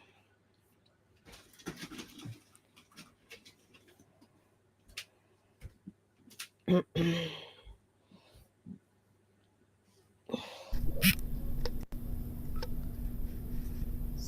right, this is Detective Matt Pitcher with the Monroe County Sheriff's Office. So this is a year later. They offer Rory Wilson a proffer. It's December 2nd, 2018. Time is 1:07 p.m. I'm with Rory Wilson, date of birth, please. 12/16/67. Also present is State Attorney Colleen Dunn and Defense Attorney on behalf of Mr. Wilson, Ana Gomez Malata. Mr. Wilson, do you swear and affirm that everything you're about to tell me is true and accurate to the best of your knowledge? Yes, sir. Okay, what I'd like you to do is kind of go through the day, the events, and everything leading up to it. I'm going to kind of just let you go. I may prompt you here and there, ask a couple questions. Let me get an overview first, please. Yes, sir. Well, almost like I'll say 4 o'clock that day. I was at home, and well, prior to this, before it happened, it was planned. So you weren't at work? This is what Darla is saying here. it's scary the way he can lie so convincingly if he didn't contradict himself. Now he's contradicting himself. It was me, you know what I'm saying, Tucker, a few other guys, Kilo, Steve, Tony, in April. When you say April, do you know not your girlfriend? Not my girlfriend, but I guess. Wait, he just said Kilo as a name. Wait. Kilo is a name of somebody, so who's Kilo? Let's just go back a little bit. In April. When you say April, do you know? I say 4 o'clock that day. I was at home, and well, prior to this, before it happened, it was planned. It was me, you know what I'm saying, Tucker, a few other guys, Kilo, Steve, Tony, in April. When you say April, do you know not your girlfriend? Not my girlfriend, but The one you don't know from a bar of soap, that April. This is weird because he said Kilo. I don't know who Kilo is. I need to have a look. Because in this one, he says it was Kilo. And then in the next Proffer, a year later, or a few months later, he says it wasn't Kilo. Now, and then he says he doesn't know who Anthea Clay is in another Proffer interview while he's sitting here saying that she was there with them. Dude's so freaking mixed up. He doesn't know what the hell he's doing. I guess I think she go by April. Her name Anna Mae Clay. Okay. She known around Stock Island. And everybody that you just named was present at this meeting? Was present. And this was except for the Kilo. Except for Kilo. Yeah. And this meeting was, you said prior to, when you Prior said prior for- to what, a week, a day, an hour? The day.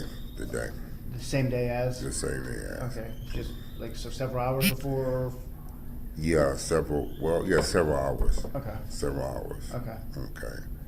And where did this meeting take place? Upstairs, at the warehouse apartment when I was staying at upstairs Okay, from my place I was living. gotcha. Yeah. All right. And it was a discussion about, you know what I'm saying, drugs being there. And When you said being there, sorry, I gotta walk me through a pretty good, being where? being at the place where the crime happened at. Okay, It was, it was supposed to be going there, grab and snatch, and leave. who were you supposed to, or who was supposed to be having stuff taken from him? It's located at a place where Paula used to reside at. Okay. She stayed there, up in the treehouse, that's what they call it. Gotcha, perfect. So, it was planned, so then after that, Okay, I got to hear this again because did he say April planned it? and drugs being there, and Like, so several hours before? several hours. Okay, Several hours. okay. Okay. And where did this meeting take place? Upstairs, at the warehouse apartment when I was staying at upstairs Okay, from my place I was living. gotcha. Yeah. All right. And it was a discussion about, you know what I'm saying, drugs being there. And When you said being there, sorry, I gotta walk me through a pretty good, being where? being at the place where the crime happened at. Okay, It was, it was supposed to be going there, grab and snatch, and leave. who were you supposed to, or who was supposed to be having stuff taken from him? It's located at a place where Paula used to reside at. Okay. She stayed there, up in the treehouse, that's what they call it. Gotcha, perfect. So, it was planned, so then after that, I went over there and bought, a small quantity of weed Okay, prior to the crime happening. same day as the Same day. okay, So I go back to my house, then I get the word from Tucker that tonight's the night. And then we proceed, me, him, and Johnson proceeds When he told you tonight, was it just, did he say to just you, or was anybody else present at that time? It was me and Johnston. All three of you? All three of us. Okay. What did Johnson do before you guys left? What Johnson did, he handed Tyrone a knife. Matter of fact, first he took the knife out of his bag and wiped his fingerprints off of it. Who did that? Whoops, I had the mute on. Looks like Travis has put himself in it. It's his knife, according to Rory.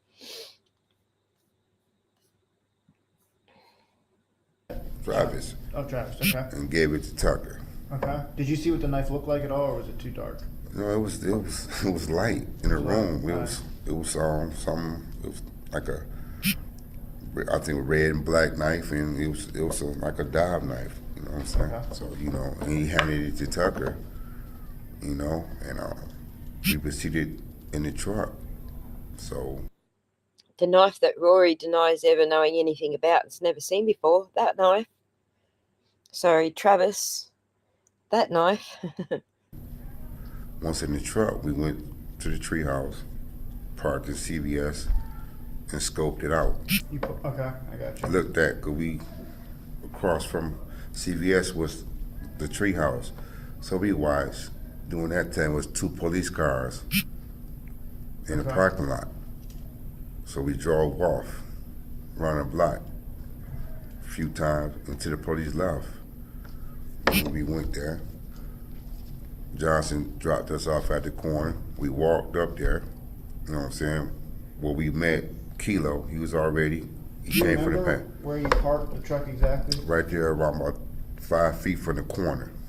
Okay, like before, so which corner? Like, were you right across from the CVS? Were you? Well, we was, the farthest, like, what that 7, I think it's second. Okay. Second Ave, you know what I'm saying? So Johnson dropped us off there, and we proceeded to walk up there. We met the third guy, you know what I'm saying, known as Kilo. Where were you when you met him at? We was inside the gate when this time. It was dark. Okay. He came from over the fence. It's a hole back there where you can jump the gate. Okay. Over there. So after that, we went upstairs, and I was the last one. It was Kilo, Tyrone. This is 2nd of December 2018. I still don't know who Kilo is. Now he's got Kilo in it. So that's 4 of them now that he's implicating. Does anybody know who Kilo is?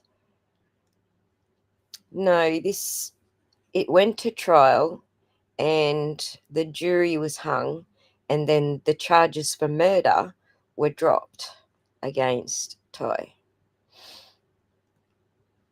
Does anyone know who Kilo is? Because this is the first I've heard of him. I thought we were going to hear about the drug side of things, because that's what a kilo usually is, but apparently it's a person.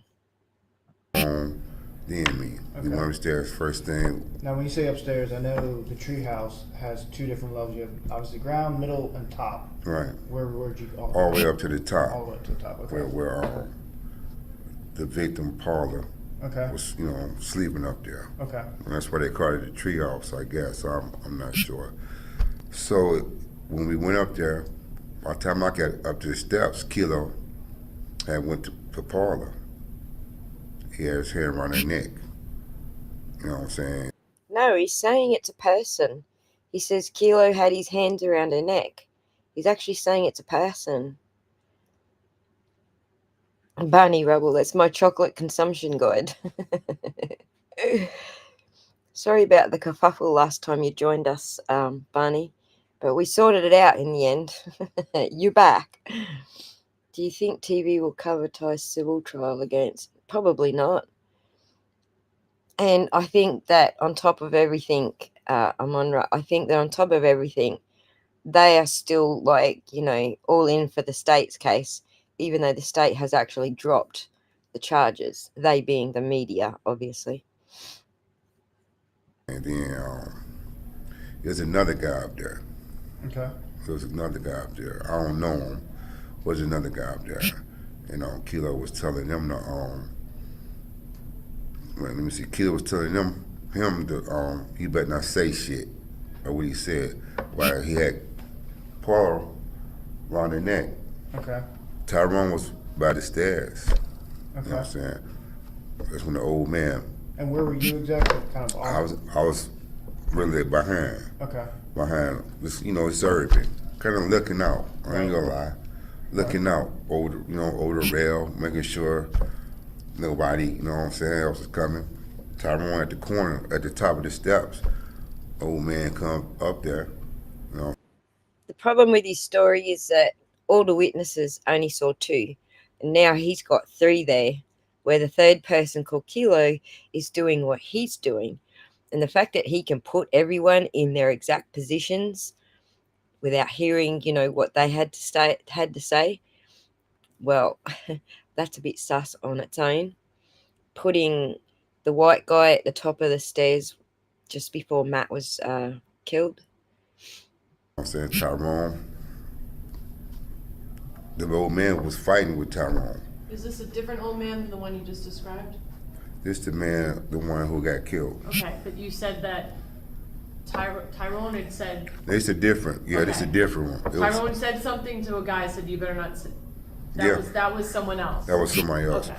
Then another... Whoops, mute again. This is Key West, Florida. Darla?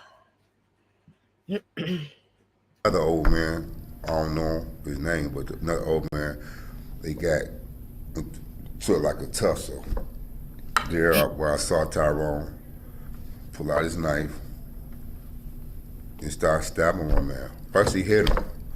I don't know if he hit him with the knife, or I just know I saw an arm swing. Okay. He hit him. I guess the old man, didn't fall. And Tyrone just started stabbing him. And then I heard the old man screaming and proceeded to go down the steps. But Tyrone was behind him, still stabbing. Okay. And I was in shock, you know what I'm saying? The other guy went over the rail, you know what I'm saying? Who's he, when you say Kilo over the rail. There was a ladder right there. There was a ladder right there. Went over the rail, down the ladder. Yeah. Okay. And that was the last you saw him? That was the last time I saw him. And then me being in shock, I look at down the stairs, I see a body laying there. So I panicked. Was Ty Tucker gone? Ty was gone. He's the first one to go down. Did you see him run off? I seen him run off. Okay. I seen him run off. Did he run towards the same place that y'all come from? I seen Tyrone run out the gate and go the same way we. In the direction of the truck? Yeah, because it's like an overlook. When you're that high, you can see on the street. So I seen him. Okay. You know what I'm saying? So, yeah. So then I was in shock, like I told you. I panicked. I jumped off over the body. I don't know who's interviewing him here. Scott? No idea. It sounds like Pitcher. And then I went out the gate and I ran where I met. Wait for his phone to go off, then we'll know if it's Pitcher or not. Travis at Tom Thumb, he asked me where Tyrone. Well, I'm like, I don't know where he at. Wasn't he supposed to be with you? And then we proceeded to walk down the street to the apartment. Okay.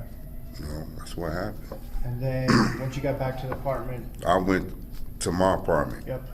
To calm down, relax. We put some, cold water. Just, I was in shock. Yeah. You know what I mean? Because I really saw nobody get killed like that right in front of my face. Right. So then I went upstairs. Once I got upstairs, I seen Travis sitting at the table. Tyrone come out the room. So I started going off on both of them. Like, what the fuck y'all doing? When Tucker came out of that room, did he have anything with him? He had a black backpack in his hand. Okay. And which he threw to Johnson.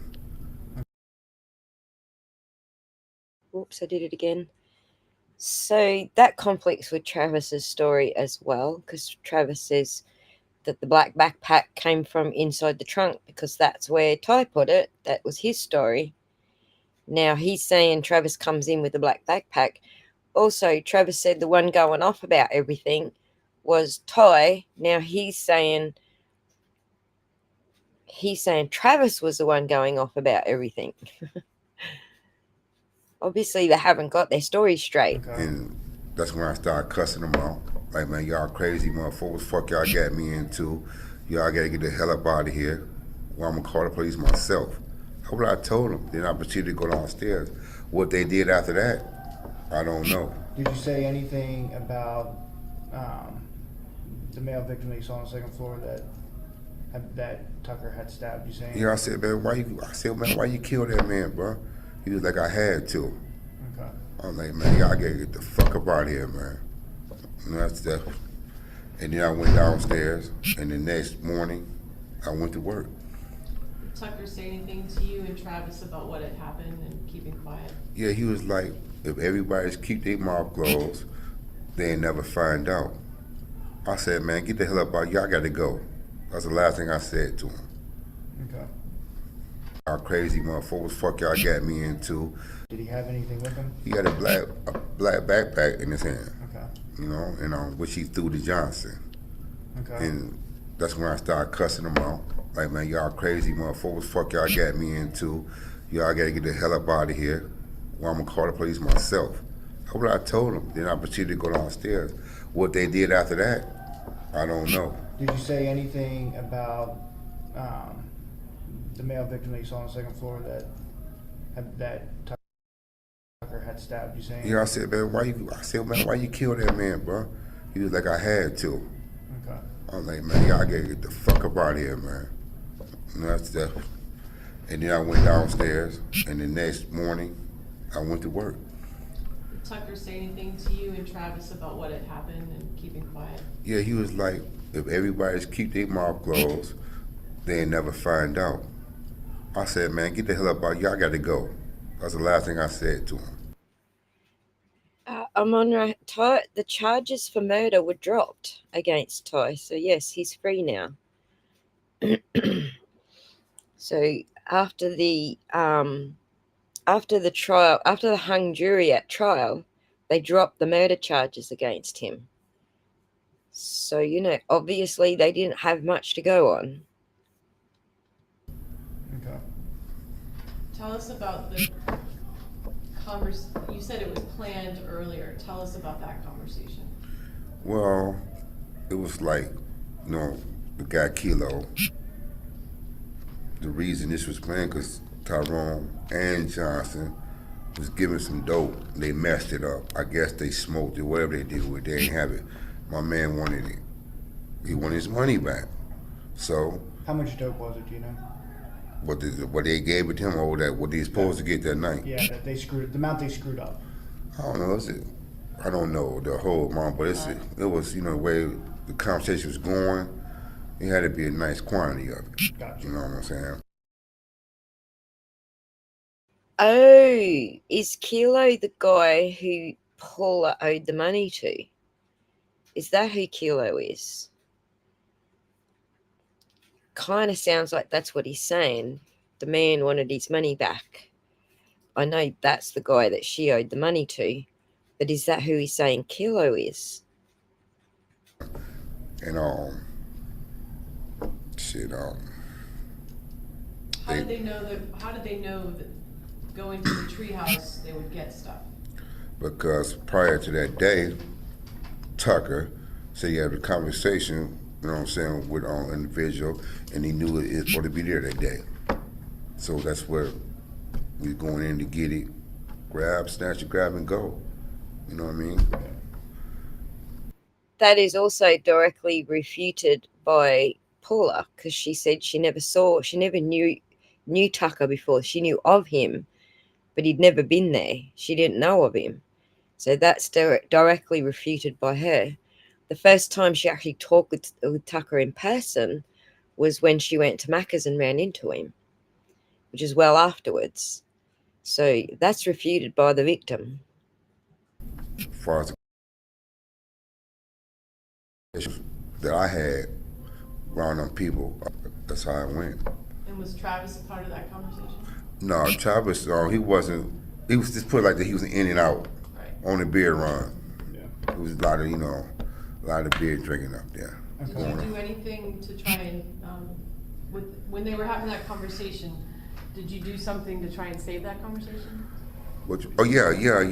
I tried to record. I had a phone, an old phone up there. What phone was it that you? It was my phone. I had a. What did it look like? It was it was a black phone. It was a it the black. phone? It was not the phone that I took from you. No, that was my personal cell phone. Okay. You know, it was another phone because I wanted to record it because I had planned it. You know what I'm saying? If anything, happened, I was going, turn it into the authorities. So I ain't gonna lie. You know what I mean? What conversation did you record? The one. How about where is that recorded conversation? Isn't that the right question to be asking here? That happened a week prior, or the one that night? That night. That night. The night. The one that night. When Tucker said It's that time. Tonight's the night. Is it possible for Tucker or for Travis to have known you recorded that conversation? It could have been. Probably because I was acting a little nervous. You know what I'm saying? I ain't gonna lie. They knew that, they knew that I probably was up to something. Tell us about the relationship between Tucker and Travis. Were they friends? Yeah, they was friends. They was hanging out, buddies. Them, like I said, how they met. How I take it, how they met was doing drugs together, doing little stuff together. Cause even the night of the what that stuff called on the fest where they get naked and stuff Fantasy Fest? Yeah. I mean, seriously, Tyrone had told me that he had did a job. He had did a job there that night. You know what I'm saying? Him and some guys had robbed somebody. Okay. And they, you know what I'm saying, to the guy in the bushes, for a dope thing, and they robbed the guy. Okay. So that was it about that. Do you know if Tucker knows Todd of Quinn? Yeah, they buddies. How do you know that? Because Tucker told me. He told me about, he go about Hollywood.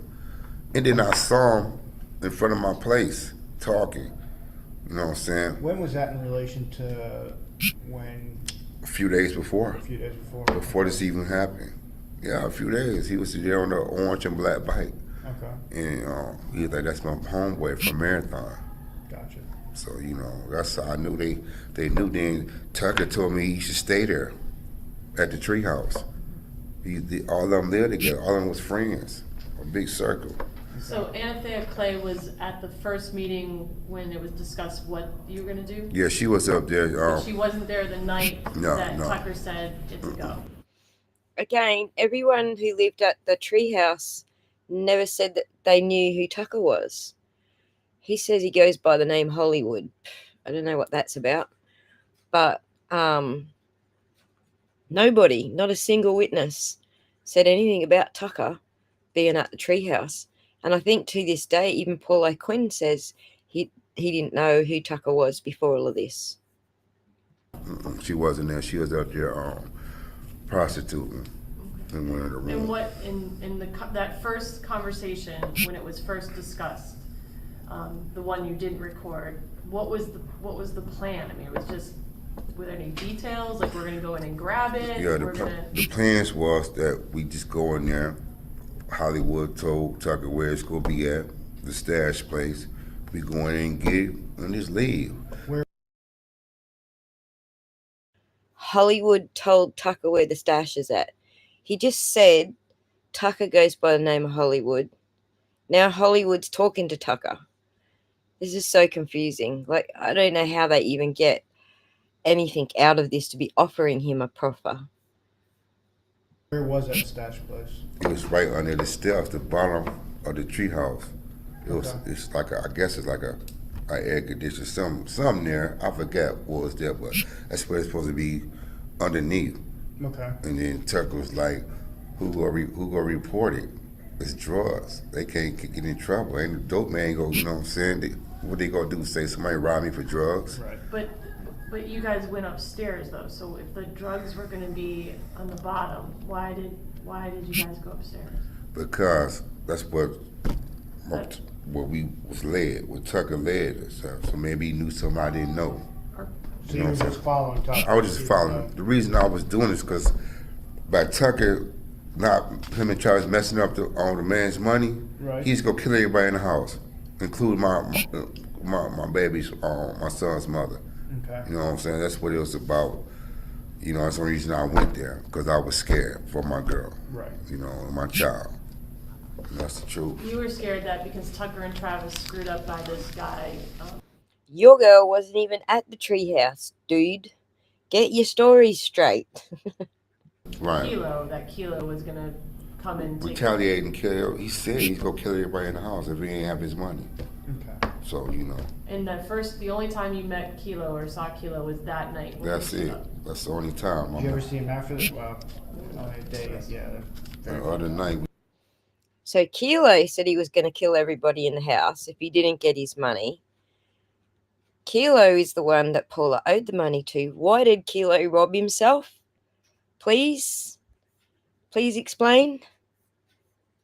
We did. It went down. You know, that's the only time. And if you can best describe, is he white, black? He's a black guy with a heavier than me. I know he's taller than me. You know, I'm shorter. That I don't. I say around about in his late 30s. Yeah, he's not no young guy. Anything distinctive at all about it you can think of? Not really. You know what I'm saying? Does he have an accent or anything? Country. I mean, I'm from up north, so I talk country. You know, he's from Miami. You know, Tucker say he's from Miami. It's Tucker, you know what I mean? So, you know. He used to do what? He's from Miami, but he was down here. He was selling drugs. He's a big drug. Out of where? Out of Miami. Well, he was selling drugs at Roy's trailer park. You know what I mean? So, you know, he had a queen named mentioned Chico Black. There's actually not a single witness who knew Ty or knew of Ty who ever said that he was a drug dealer. Not a single one. And he had a clean record prior to this. So I think maybe caught with a bit of personal use, something, I can't even remember, but it was a misdemeanor, a baggie or something. But prior to this, he had no record. So he was not known by anybody as a drug dealer. And if you're a drug dealer, you're supposed to know people. Like, that's the point. You can't be not known by anybody and still be dealing. You get what I'm saying? So, yeah, this really doesn't add up to me. It's a whole load of baloney. Multiple nicknames, yeah. Right, code names for certain situations. Yeah. So it sounds like this Kilo dude is the one who Paula owed the money to, but they were robbing Paula of his money. So why was Kilo robbing himself? So like this this story sounds baloney to me, like straight up. And I ain't even a cop. You know, that's all I know about that. You know what I'm saying? Like I said, I was working. Yeah. Only one working out this whole situation. I'm the only one had the job. You know. And your girlfriend April, did you tell her anything about? No, because you know, I ain't tell her 'cause for her safety. If she don't know nothing, she can't tell nothing, right? I mean, that's the same. If you don't know nothing, you can't talk. So that night when she saw Tucker changing his clothes and she came and told you, and you told her to mind her own business, was that so she? That was for her just to mind her own business and keep her mouth closed. Let me handle it. It becomes some down to it, you know, like, you know. You just didn't want her to have. I didn't want her, she ain't had nothing to do with it, you know what I'm saying? She wasn't a partner, she don't know nothing about it. She just said what she saw. That's what she is, she gonna tell the truth. And that first night when you were interviewed, why didn't you come forward with all of it? Because she was out there, and then it was individuals, a part of this was still loose, and I was going to protect her and my child. So you were worried if you told us the truth that something would happen to her and the child? Yes, sir. And I didn't want that. You know, that's her first child. You know what I mean? Why are you talking to us today? because I just want justice. I mean, I feel bad. I feel bad about it. You know what I'm saying? It ain't have to happen like that. Because I want to get off the hook for murder, obviously. Jesus. It was just senseless. You know what I'm saying? Have we promised or offered you anything? No, it's on me. It's my conscience. You know what I mean? It's on my, it's my conscience. I'm a man. You know what I'm saying? Murder charge. But I just want justice at no cost. Are you concerned about Mr. Tucker being out on bond? Yeah, if he get out on bond, if he sell it once, and me at the end part of seeing how this man is, the man is sick. Like I said, he got you know what I'm saying, in the cell, it was told me he had a picture of 2 dead bodies and knives, you know what I'm saying?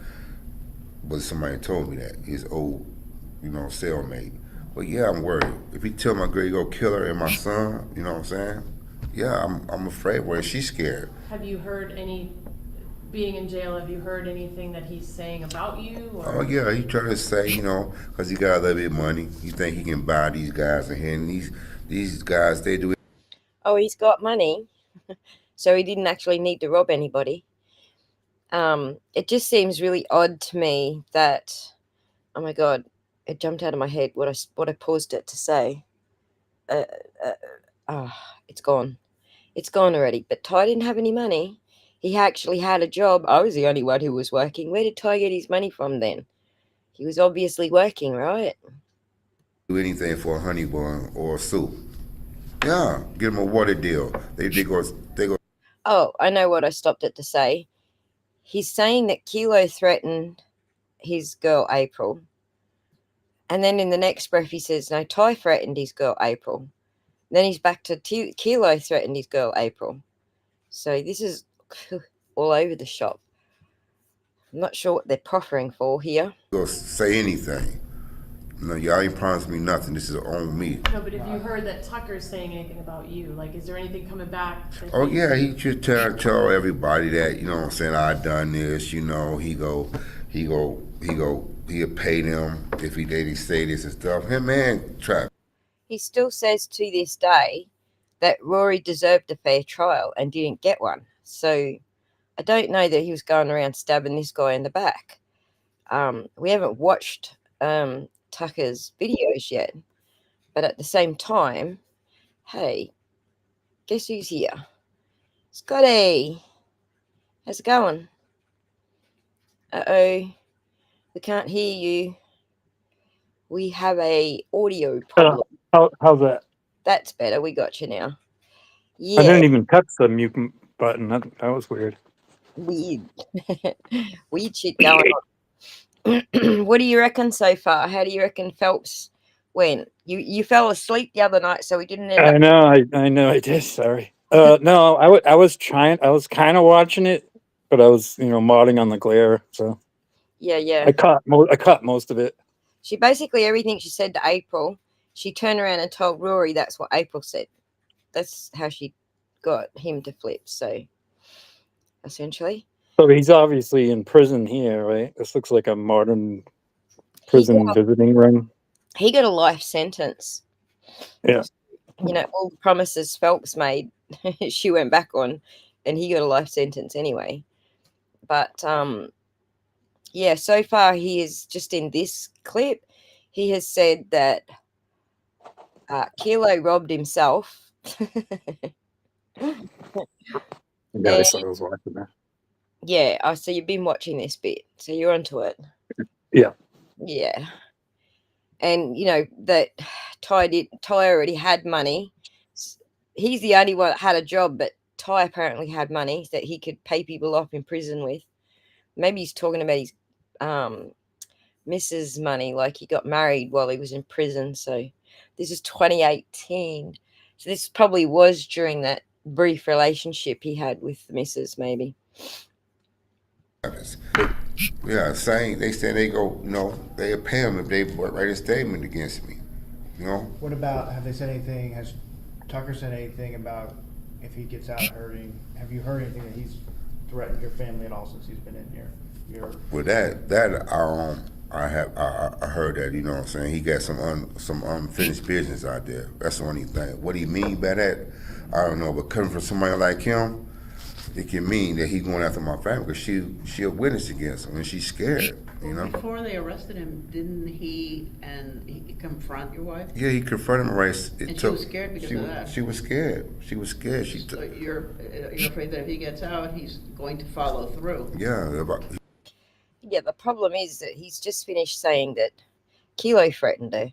So just to clear that up for you, Dollar, what he's saying here is everywhere that he says Kilo and what Kilo was doing, that's himself. That's what Rory was doing. And everywhere he says Ty, that's Travis. That's what Travis was doing. So just to clear that up for you. You go finish her, so she won't testify against her. And that's the conversation you and April had. That's when you went to jail. You actually approached one of the detention deputies, and you were concerned. Right. When you saw that he was arrested. Right. And that day, did he make some threat to you, or remember the day he was arrested? You were all in first appearances. Oh yeah. Okay, what happened that that drove you to tell the detention deputy that you needed to speak to them? Because what he had said to me, yeah, you know April's still out there and your son. That's what he told me. Now I went strictly to the. What was, if you can give me any kind of context, was he saying that, that they didn't get arrested, that they were out there, or that they're in trouble and that he was going to get them? So. More like they in trouble. Okay. Like that. More like that, he in trouble. They in trouble. Yeah, he's sick, man. You know what I'm saying? I mean, I regret even knowing to meet him. You know, that's just the truth, under God's truth. You know. And was Kilo wearing a mask? Yeah, Kilo was wearing a mask. And you weren't wearing a mask. You were wearing something covering your face. Just covering my nose and my mouth. And then did Tucker wear something covering his face? Tucker had like a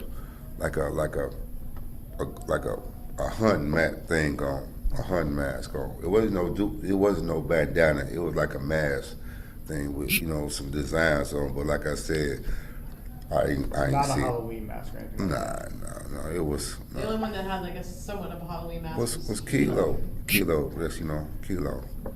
And you said you're saying you physically saw with my own eyes. and I saw him. victim. I saw him. First, I could say he swung on him, and then I seen him stabbing him.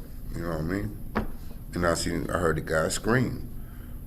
And he turned, going out there, and Chuck was behind him, still stabbing him. I saw this with my eyes. When you went down the stairs after Tucker. Hang on, before he goes down the stairs, I just wanted to make note. He just said again, Kilo in his position, being Rory, just so you get that. But also, do you see how their nicknames work? The guy that parked in the driveway that Travis was talking about was trying to change his oil in the driveway. He's called Molly. Obviously, because he dealt Molly. And then over here, we've got Kilo, who obviously deals kilos. Right. Really, that's kind of what I was saying about the nicknames. yeah, really original nicknames going on there. But again, No, but they might so he's Kilo when he's selling drugs, but he might be somebody else when he's on the streets. Maybe. Well, we know it's not Molly because he was the other black guy mentioned. So we know it's not him because he's Molly when he's selling drugs. That's kind of what I was saying about nicknames. Like even in prison, there's inmates that'll have a nickname within their own clique. Yeah. And then they have a nickname that's their, it's not the streets. It's not the streets in a prison, but that's their nickname to everybody else. Right. So when people ran into this guy, Rory, on the streets, they called him Detroit. Otherwise, when he was at home, they called him Roy. So he's obviously he's dealing as well, or something. Or did you see anyone else like Todd or Quinn or anyone else on the property? There wasn't nobody there. Okay. I went because matter of fact, I grabbed the rail and hopped over the body. Okay. Yeah, I grabbed the rail and hopped over the body because I was concerned about the blood on my shoes. and I shut out the gate.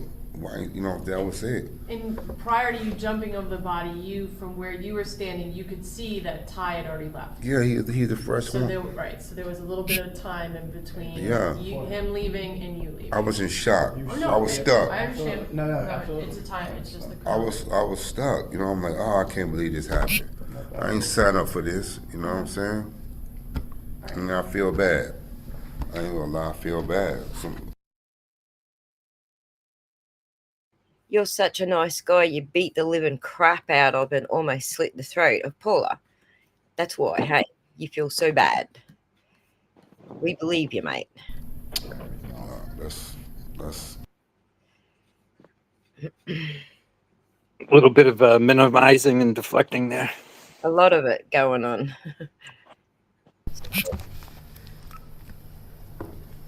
This is Detective Matt Pitcher with the Monroe County Sheriff's Office.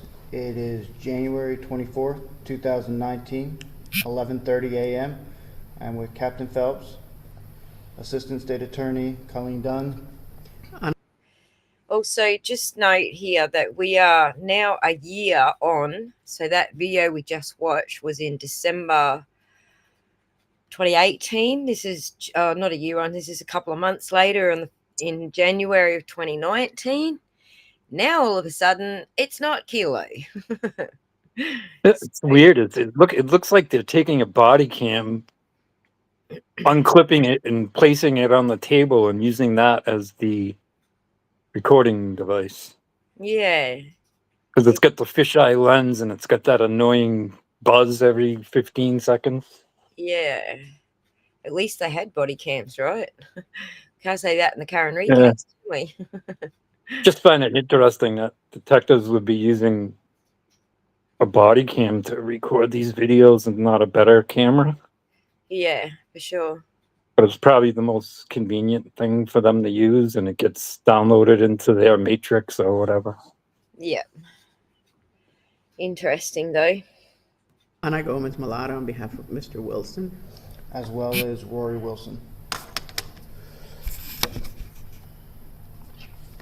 Rory, do you swear and affirm that everything you're about to tell me is true and accurate to the best of your knowledge? Yes, sir. And you've been advised your Miranda rights already? You have counsel present? Yes, sir. Are you willing to talk to us now? Yes, sir. All right. If you would, please take me back to the events leading into the murder of Matthew Bonnet. Well, the night of the 17th, you know, me. So take notice, we just heard his story from a few months beforehand. So take notice of what he says during this one. Myself, Travis, Tyrone Tucker, we went to the treehouse. You know, Travis drove us over there. Me and Tyrone went up there. I'm going to back you up just a little bit. I'm sorry to cut you off. Prior to going to the treehouse, what was the game plan? What had been talked about? What information did you have that the reason you were going to the treehouse? Well, Tyrone and what's her name? I call her April. I know that's April. I don't know her real name. Okay. She set the whole thing up. Got orchestrated about telling us, you know, what was what. So. Wow. Anathea orchestrated it all. He didn't say that in the last interview. He said he actually left the name out in the last interview. Now he's saying it was Anathea who orchestrated it all. And we saw the only interview they did with Anathea was took her name and let her go until they caught up with her again a couple of years later. She still hasn't been charged with any of this, by the way. She still hasn't, she never copped nothing, not a charge, not even a look-see in any of this. The intention was going to go find a big quantity of drugs. Okay. For themselves, you know, for them. That was the intention was for. Okay. So we went over there that night, went up there, you know, I had a mask on. You say you had a mask on. Are you referring to this mask right here? The skull mask. That's what I was wearing. Okay. Okay. I had a knife in my hand. Can you describe the knife to me a little bit, please? It was black handle, all black. Okay. You know what I'm saying? And Tyrone had a knife. Okay. Do you remember the knife that Tyrone had? Yeah, it was like a dive knife. Do you recognize it as being this knife? Yes, yes, sir. That's it right there. That's the knife. Do you know how Tyrone Tucker had this knife? Yeah, it was a knife that Travis had, at home. You know what I'm saying? Travis gave him the knife. I saw he gave him the knife. Okay. Inside the truck. Yeah. All right. Yeah, inside the truck, he gave him that knife. Yeah. Had you ever seen that knife before? Yeah, it was at the house upstairs where they was living at. Had you ever used a knife? One time I had that knife we was playing, throwing a knife at the dartboard. Okay. And that's the first time I saw the knife. And you used this knife? Yeah, I threw it at the dartboard. I'm gonna give you a pen, if you would. The ink part of the pen up there is the blade of the knife. Okay. Could you use the knife or the pen to demonstrate? Yeah. That's how we was. And that's how you would have held it, like that? Just throwing the knife so it can flip into the dartboard. So you're holding it Right with the very end of the pot Yeah. and throwing it so that the So it tip can would stick flip. in the wall. Yeah. You would have held it somewhere back Yes, in sir. this part. That's exactly why I held it, so it can flip and before. And you were playing with the knives like darts with It's somebody darts. else. It's darts. Uh-oh. Because Travis emphatically denied that he'd never seen that knife before. I'm curious why he has the hinged security cuffs on. He didn't have them on a year ago in the other police interview. Yeah, he did. Oh, hang on. A few months ago. Yeah, you're right. He didn't have them on a couple of months ago, but now he does. Yeah. Is this a different place? So the other one was actually at... It could be a different prison, or in the meantime, he might have done something in the jail, put him into a higher security. Yeah. This looks like a different... Normally when you have police interviewing like this, they use like the lawyer visiting area or whatever. Right. We'll see the bench. Usually the police or attorneys, the inmate's not cuffed like that. See the benches up the back there? The other video from a couple of months ago, he was actually at the jail in some meeting room at the jail because you could hear all the inmates in the background. Yeah, I don't know where this is, so I'm curious why he's cuffed. But that was just a side note. Yeah. It was, a few of them. We had that knife along with several other knives. Yeah. Okay. That's how I recognize it. Okay, thank you. Keep going. So, we went up there and So he recognizes it as Travis's throwing knife. we encountered, Paula and Roger. Okay. You know what I'm saying? I went and held Paula. I grabbed Paula, you know what I'm saying, by the neck, having the knife under her neck, so they don't move. Was she fighting with you, moving around? Tussling, Okay. she was moving, you know what I'm saying, it wasn't my intention to cut her. Right. I was really scared. And this is the cut that you're referring to, right here? Yeah. Lord knows I didn't even mean to cut her, so that was not intentionally. Right. I didn't have that, going in to cut or to hurt nobody, in and out. Wow. Now he's saying that it wasn't Kilo, it was him. I said that in the last interview. Replace wherever he says Kilo with himself, and then you've got part of the story. Now he's telling you the parts that are partially true, just because they match with the witnesses, not because I'm taking his word for it. Yeah, it's just starting to get convoluted. Well, I feel like it's getting less convoluted this time. It was more convoluted with the last one. Your only intention of going there was just a robbery to get the... Well, just going there without doing any harm to nobody. Right. That's my intention, you know. So then, after that, you know, that's when the guy got killed by body. That's when he came up the stairs. You were still dealing with Paula Yeah. when he came up the stairs. Yeah. So who encountered Bonnet then? Oh, that was Big Tucker. He Okay. kind of, you know what I'm saying, he was fighting with the man. They was tussling. Were you able to look over it all and see what was happening? Yeah, I was looking right at him. I was facing, we was around like, I'd say 10 feet apart. Okay. You know what I'm saying? But I had visual of what's going on. He's struggling with Mac too. You know what I'm saying? He punched him. You know what I'm saying? Then took the knife and started stabbing him. And it was the same knife that you described, just this knife here? That knife right there. Okay.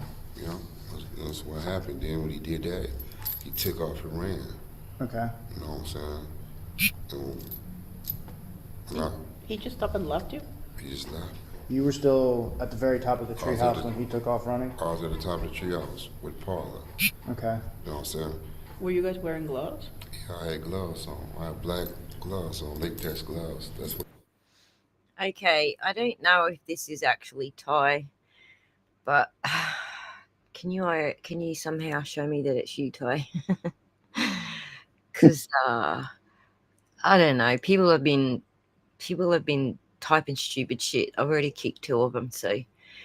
But if it is you, Ty, like, I don't know, type something so I know it's you. I can't see chat right now. Yeah. And if it is you, Ty, yes, the whole Kilo story by Rory was interesting. But we knew what was what. We knew he was telling us what he was doing and trying to say it was Kilo. Took me a little bit to work out who Kilo was. But, you know, the stupidity in his last story was that if Kilo is who he says he is, then he was robbing himself. So I'm not surprised he had to come up with a different story.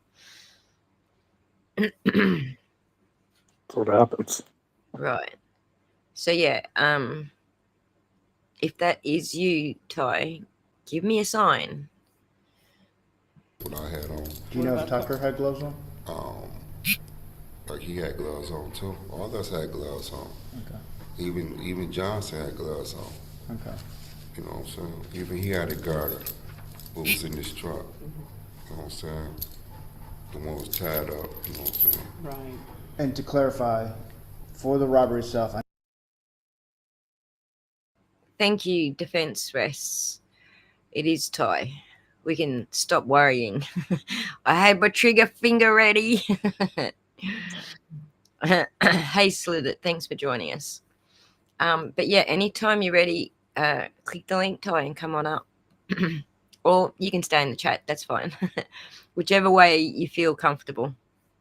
We're happy either way. I know April was the one who gave you the information to set up the robbery. Right.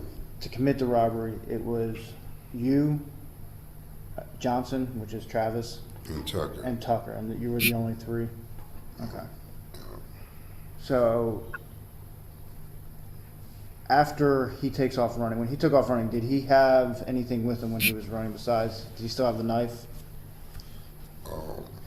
If you don't know, Yeah, I don't know. just- I don't know. I don't want to guess. You know, I just want to tell you what I saw, what I know. You know what I mean? Okay. I really You don't know if he took off with anything? I don't know. Understandable. But I know when he came, when I'm. All right, we'll get to that. Okay. So he takes off running. What do you do next? I go down there and look, and I see my man laying down there dead. You know, I'm in shock. So I leave. Do you leave out the same way? I just popped the link. Sorry, I popped the link into Facebook earlier, but then we had a conversation, so it's obviously moved off the screen. But it's back in Facebook now, so go and have a look. Sorry, my apologies. I don't know what he prefers right now. So we're new to each other, Defense Rest. So, yeah, still getting to know each other. But I sent him the link now, so he shouldn't be too far away. I would say. As out the front as you came in? Yeah. Okay. Yeah. And when you go out the front, which way do you go at that point? You go to the right? I go to the right. Okay. I go to the right. Back towards, if you were going back to the warehouse? Yeah. Okay. Of course, Tom, that's where I meet Travis at. Okay. What about, which way do you go at that point? You go to the right? I go to the right. Okay. I go to the right. Back towards, if you were going back to the warehouse? Yeah. Okay. Of course, Tom, that's where I meet Travis at. See, we have the witnesses saying one peg left and one peg right. That's if you're standing at.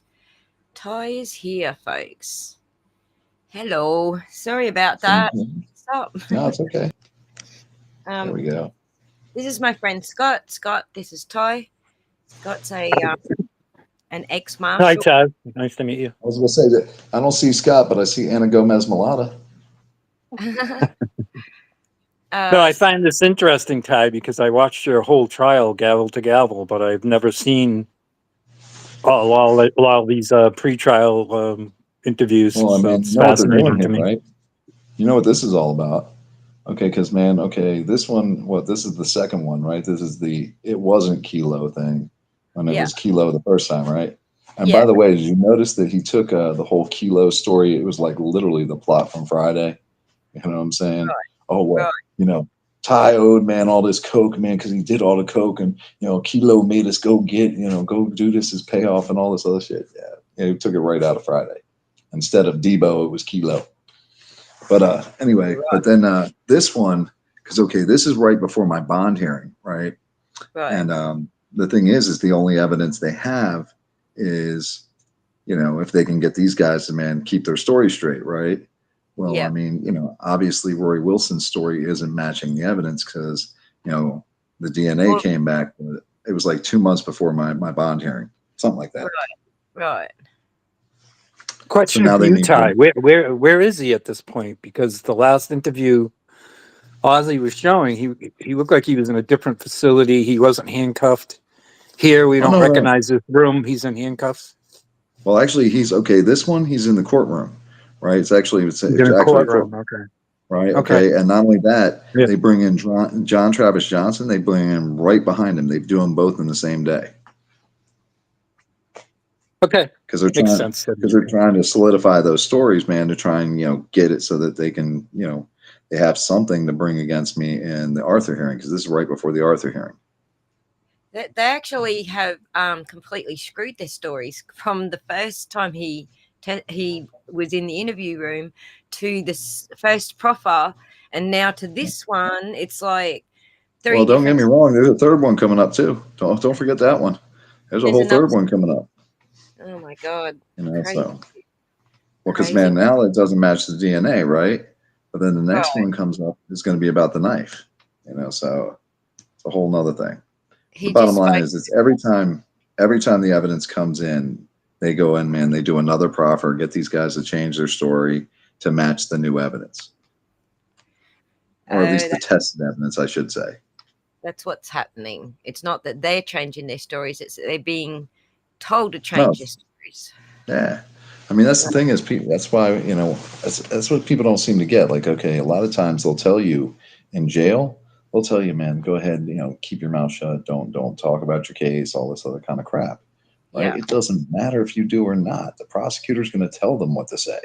You know what I'm saying? It doesn't make a difference. Right. Which is what they did. They got a couple of your cellmates to testify that you said stuff in jail. Oh yeah, that was that not a couple, but that would be Naeem Jackson, and that took us 4 years to get rid of him. But okay, the day they set me up with him, I knew the day they did it, right? Because I mean, look, they might as well put up a neon sign saying we're setting you up, right? Yeah, because because I mean, Naeem was that one, because him. We haven't showed him yet. Huh? We haven't gone through his interviews yet. Oh, you haven't gone through all his shit yet? Because man, his shit, man. I mean, again, he does like 7 interviews, and man, we can go into that later. But he cost me 4 years, so man, that one kind of sucks. But these guys, they needed somebody besides these guys because, man, I mean, again, they didn't want to just roll in there with the two people who actually did it, you know. But yeah, so they go ahead and they get themselves a jailhouse snitch later on. We can talk about that. But so far, you know, Rory, you already know, is willing to change his story, man, and literally in drastic ways. And I love how they forgive his whole Kilo story. You know, oh well, you know, everything in it was a lie, but now I'm telling the truth. You know, so. You noticed Hey, did that? you guys catch that one with Travis when, man, you know, he does the whole "it's me"? Oh wait, no, it's not me. You know, when he gags himself, it's like, man, come on. You know, it's like, you know, and yet, man, this is the guy that, man, they end up throwing up against me.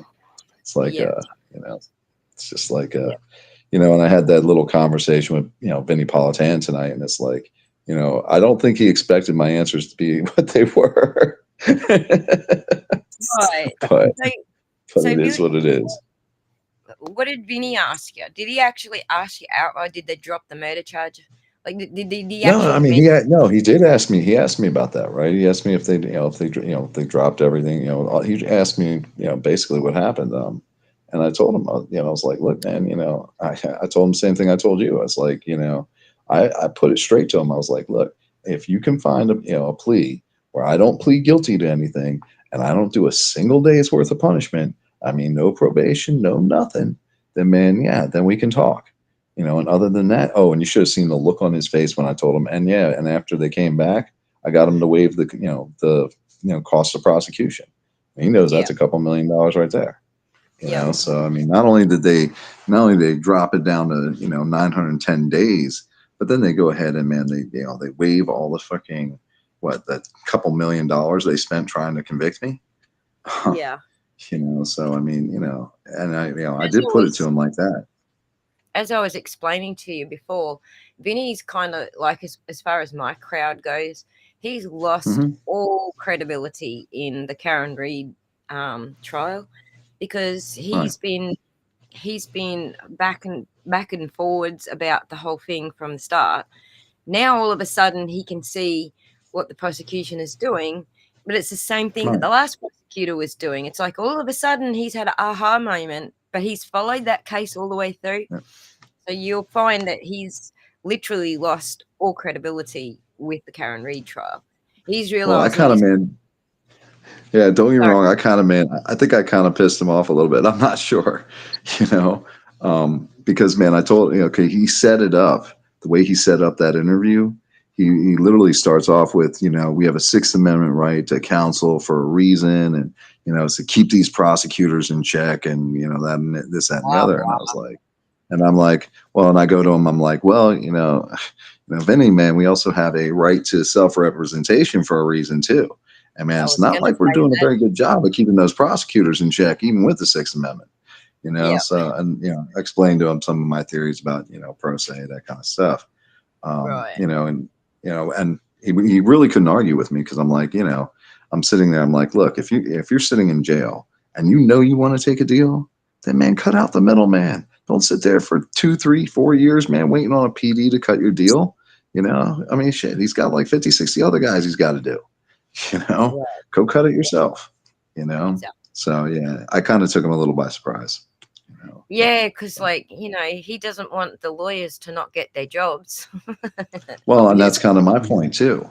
Like, okay, you know, I didn't tell him, man, some of the theories that are in my other book, right? Because I mean, you know, the other book I'm writing is literally, it's more about, you know, it's more philosophical and you know, strategical in a sense, man, as far as, you know, it discusses the system and, you know, the holes I see in it. And, you know, one of them is the fact that, yes, everything is run by lawyers, and no, it should not be, because again, you know, they're just not trustworthy. And man, they have these, you know, they talk about ethics, and man, you know, the bar has these ethical rules. So was it, what does they call it? Yeah, it is literally the code of ethics or something like that, right?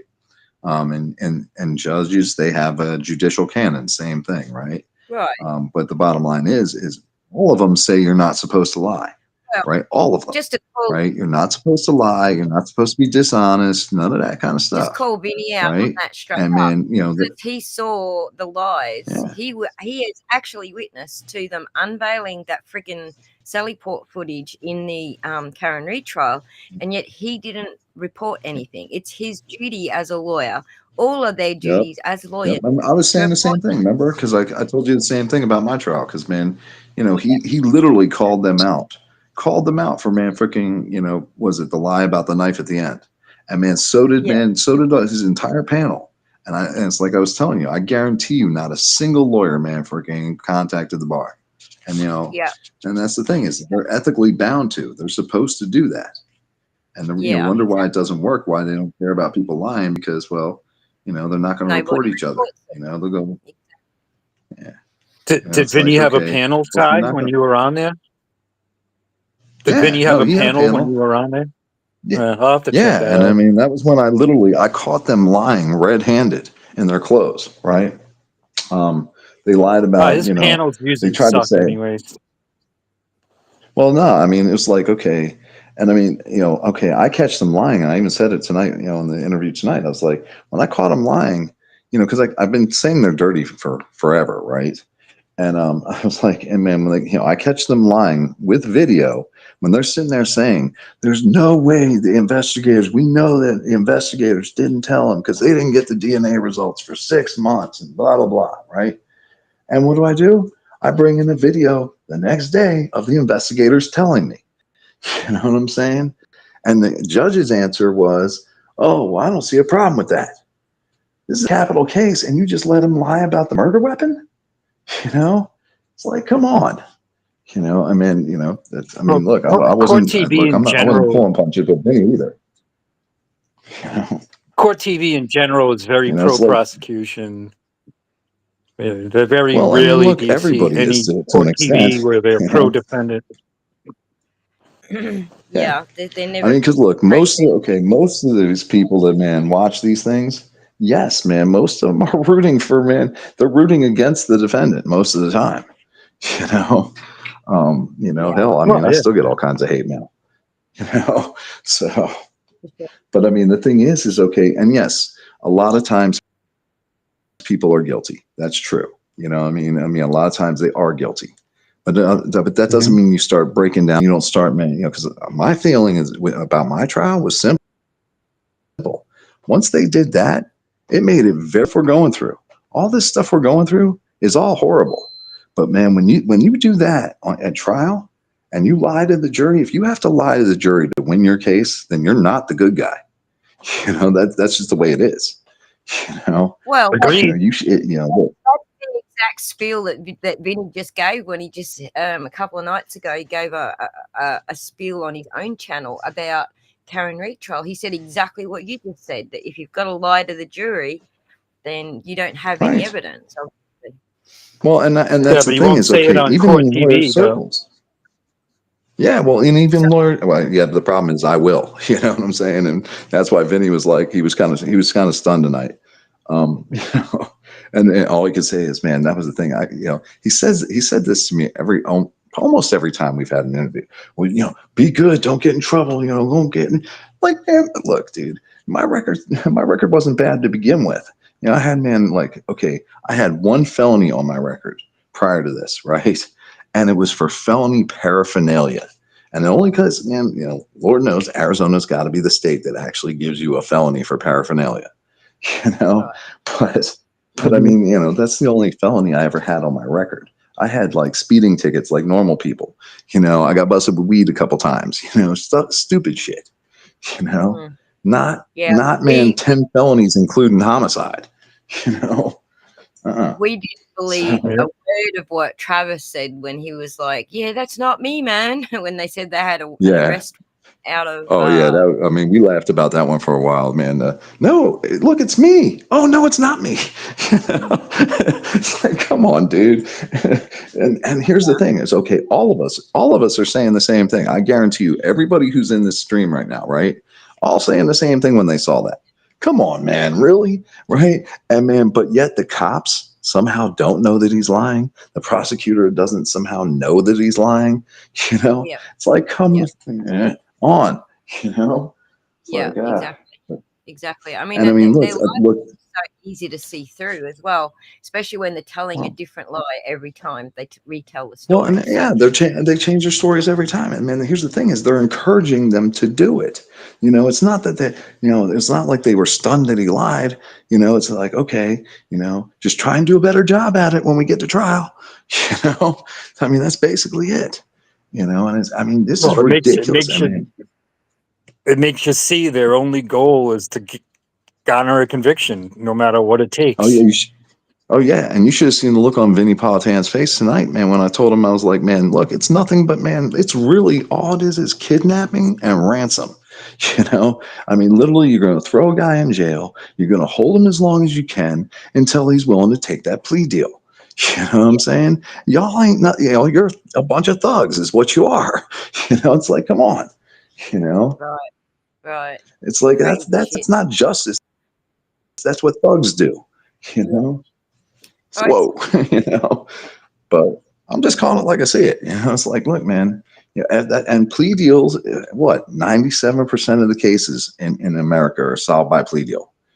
So it's like, it's just been horrible.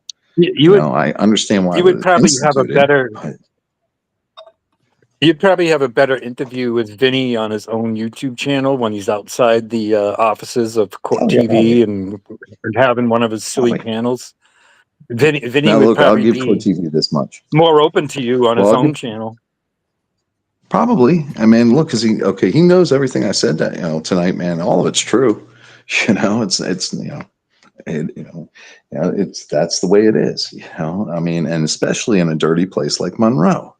And he also couldn't even argue with me about the pro se logic about, look, those PDs, they got 50, 60 clients, man, or whatever, how many people they're trying to take care of, and yeah, it takes a lawyer down there, a PD, it takes them 3 months to write a motion. I can write 20 motions in a week. I don't have anything to do other than, man, work on my case. And I have one client, and I actually care about that client. Aussie knows my background, Ty, but I've seen plenty of pro se defendants, and you're probably one of the best I've ever seen. So you're kind of look, I'll tell you this. Well, I helped a bunch of them go down, and when I was down there in jail this last time, I helped a bunch of them go pro se, and everything from simple possession charge to actually second degree murder, and arson. Throw the arson on top of it. And every single one of them got what they wanted 100 times faster, and they got exactly what they wanted. It's not, again, it's not rocket science. These guys are out there hustling in the streets all day making deals, and all of a sudden, that's also a testament of how bad the public defender situation is for these people. Oh yeah, no, I would agree. And man, as a matter of fact, this video we're looking at right now, that is one of the worst lawyers you're ever going to see, man, sitting there right next to Rory Wilson, right? I can't stand Rory Wilson. I literally can't stand that man. But I'll tell you what, he deserved a better lawyer than that chick. She's horrible. Who shows up at a homicide trial with an empty notebook and a pen? It's like, doesn't call one witness on his behalf. It's like, this chick, and then she didn't even show up for half the depositions, because man, and you know why? She would have been in the red, when the county. Yeah. Whoops, we lost you, Ty. Hello? All right. We've lost him momentarily, but if you can hear us, Ty, try turning your camera off so that you're sending less bites. All right, hold on 1 second. Yeah, try turning your camera off. Hold on.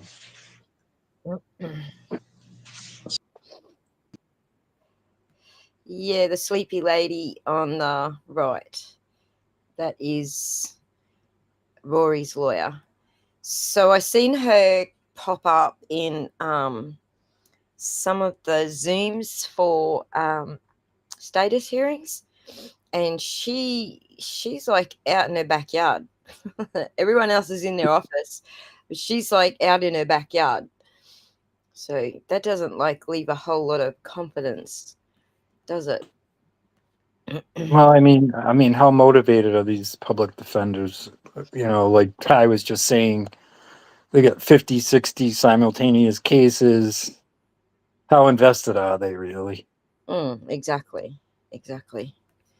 Looks like Ty's got a little reception issue, so while he's out, we'll just continue playing the last bit. There's only 5 minutes of this left, so that'll give Ty time to come back.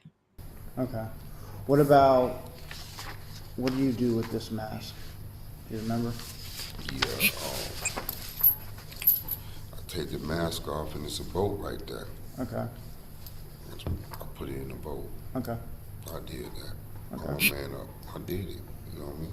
All right. Like I said, it's not my intention to hurt nobody. Right. That wasn't the mask that Paula put him in, but Paula put him in the other mask that he said in the last interview he was wearing.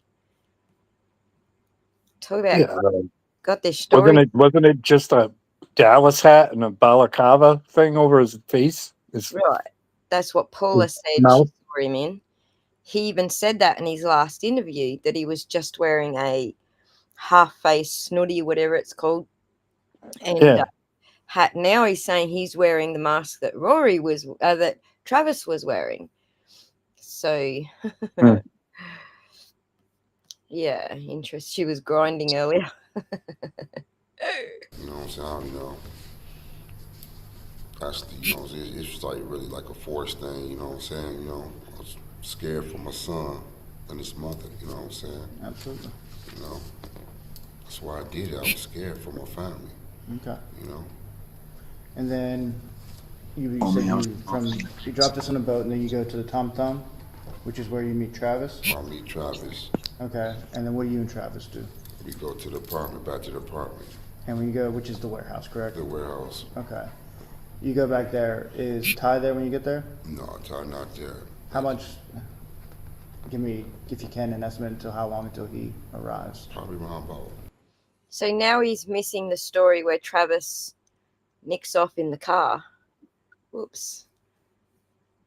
We got you, Ty. You might want to turn your camera off so that you're not transmitting so many bytes. No, that's why I actually just killed Messenger and everything else. That was the problem.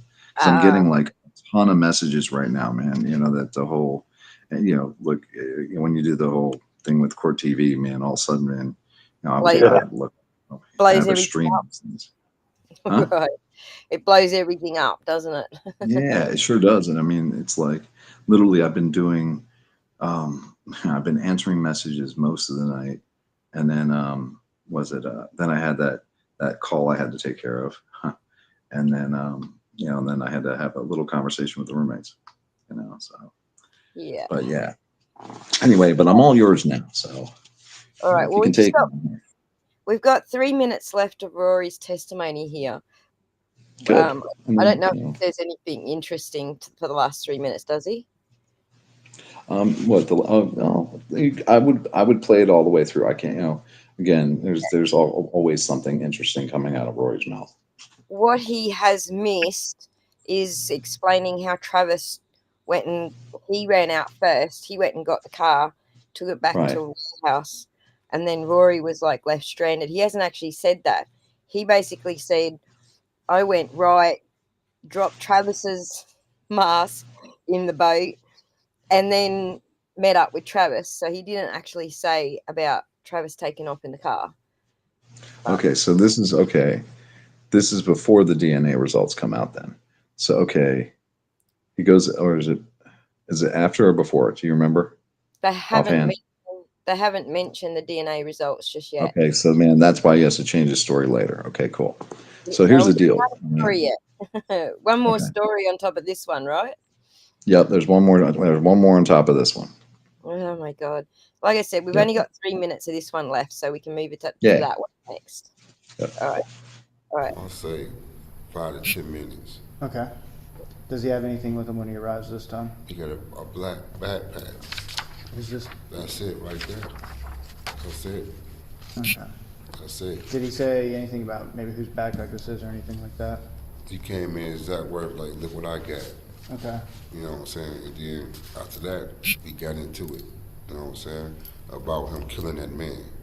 Did he tell you why he killed him? Was the guy trying to kill him, or? He said it had to be done. What came out of his mouth, it had to be done. And then I went downstairs. That was it. And then the next morning I went to work. So at the start of this, he said Travis had the backpack. Now at the end, he's saying you had the backpack. Is that right? Yeah. Yeah. Wow, he's changed his story here just in a matter of 10 minutes. You know, in Big Pine. That's what I was doing at the time. Well, that's the thing is because Travis does end up with a backpack up in Big Pine. That part's actually true. What did you do with your knife? Remember? Yeah, I brought it back to the house. Okay. Yeah, brought it back to the house. When we did a search warrant, was it still in the house as far as you know at that time?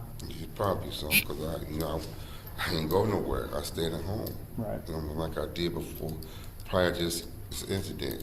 Okay. Did they ever recover the steak knife, Ty?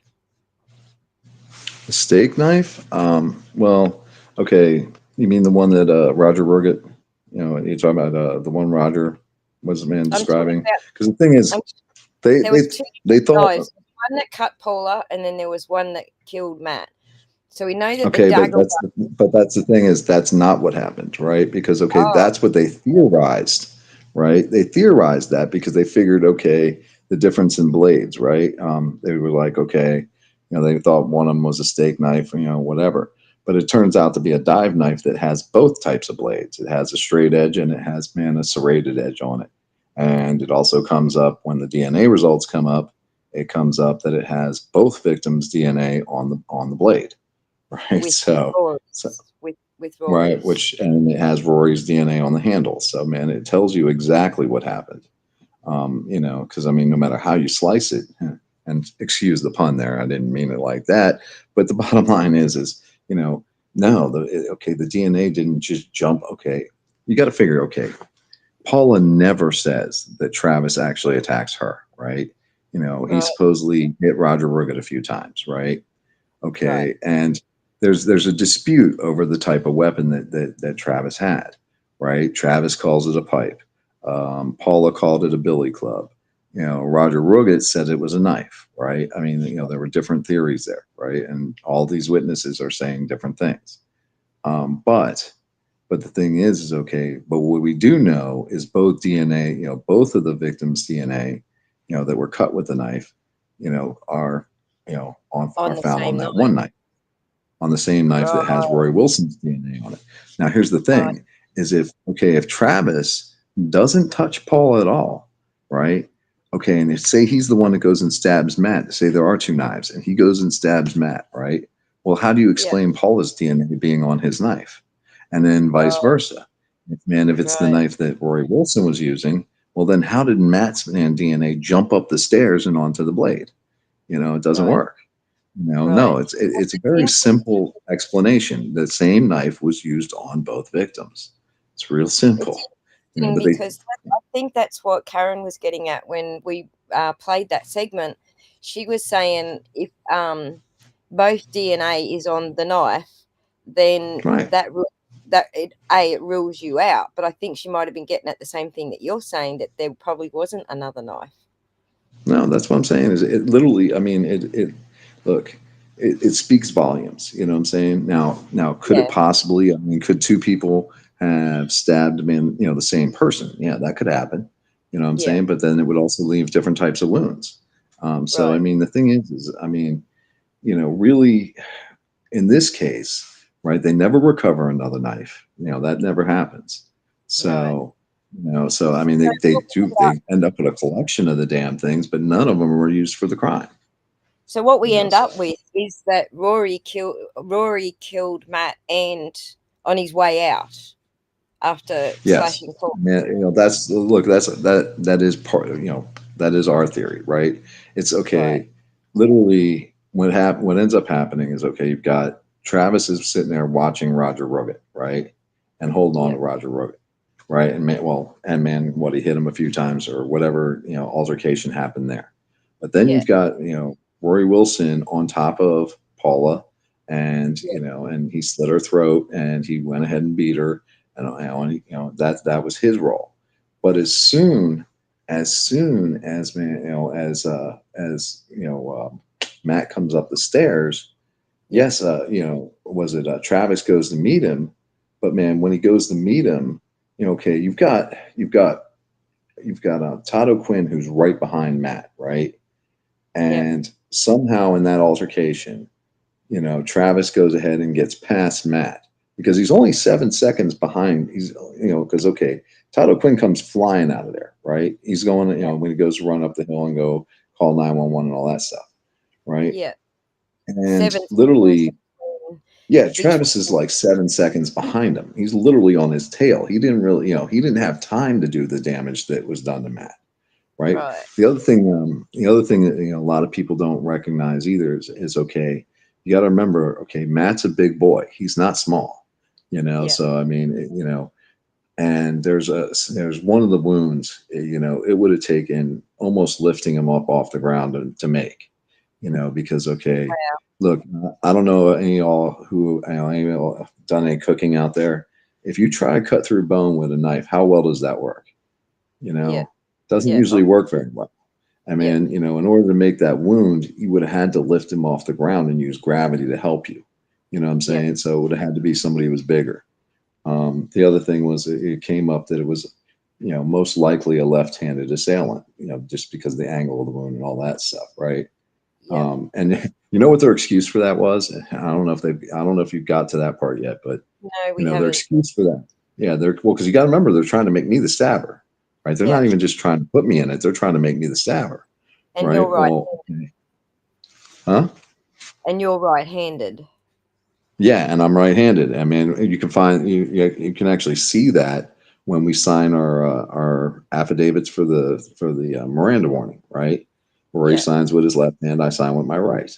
Well, okay, what they tried to say is that at the very last minute, I switched it over to my left hand so that I could blame it on Rory Wilson later. And it's like, look, man, I'm pretty smart, but I ain't nowhere near that smart, So, and I don't think anybody is actually, because we had a PI.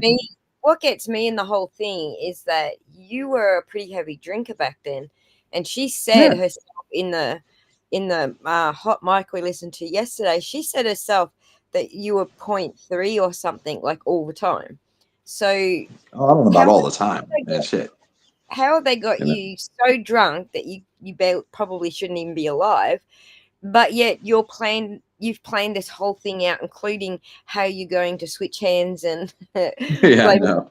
later. So well, and here's the thing about that is, man, it's like, okay, we had a PI who worked for us, right, and he was a former soldier, right? He done time in Afghanistan, and he actually did work for the sheriff's department at one point. He's also kind of a funky guy, man. He did a special on the Bermuda Triangle for the Discovery Channel. He has a cookbook on how to cook iguana, and he does Elvis impersonations and Viking weddings on the side. But the thing is, even he said, he was like, no, that's not how people think. You don't think like that when you're in the middle of a battle. You don't think like that when you're in the middle of fighting, right? It's just like you have time to react. That's it. You know what I mean? There's no plot and scheming at that point, Right. So, well, because you got to figure they were surprised by somebody coming up the stairs, right? So, I mean, they're not thinking, they're just reacting, you know what I mean? Right. And I agree with them on that.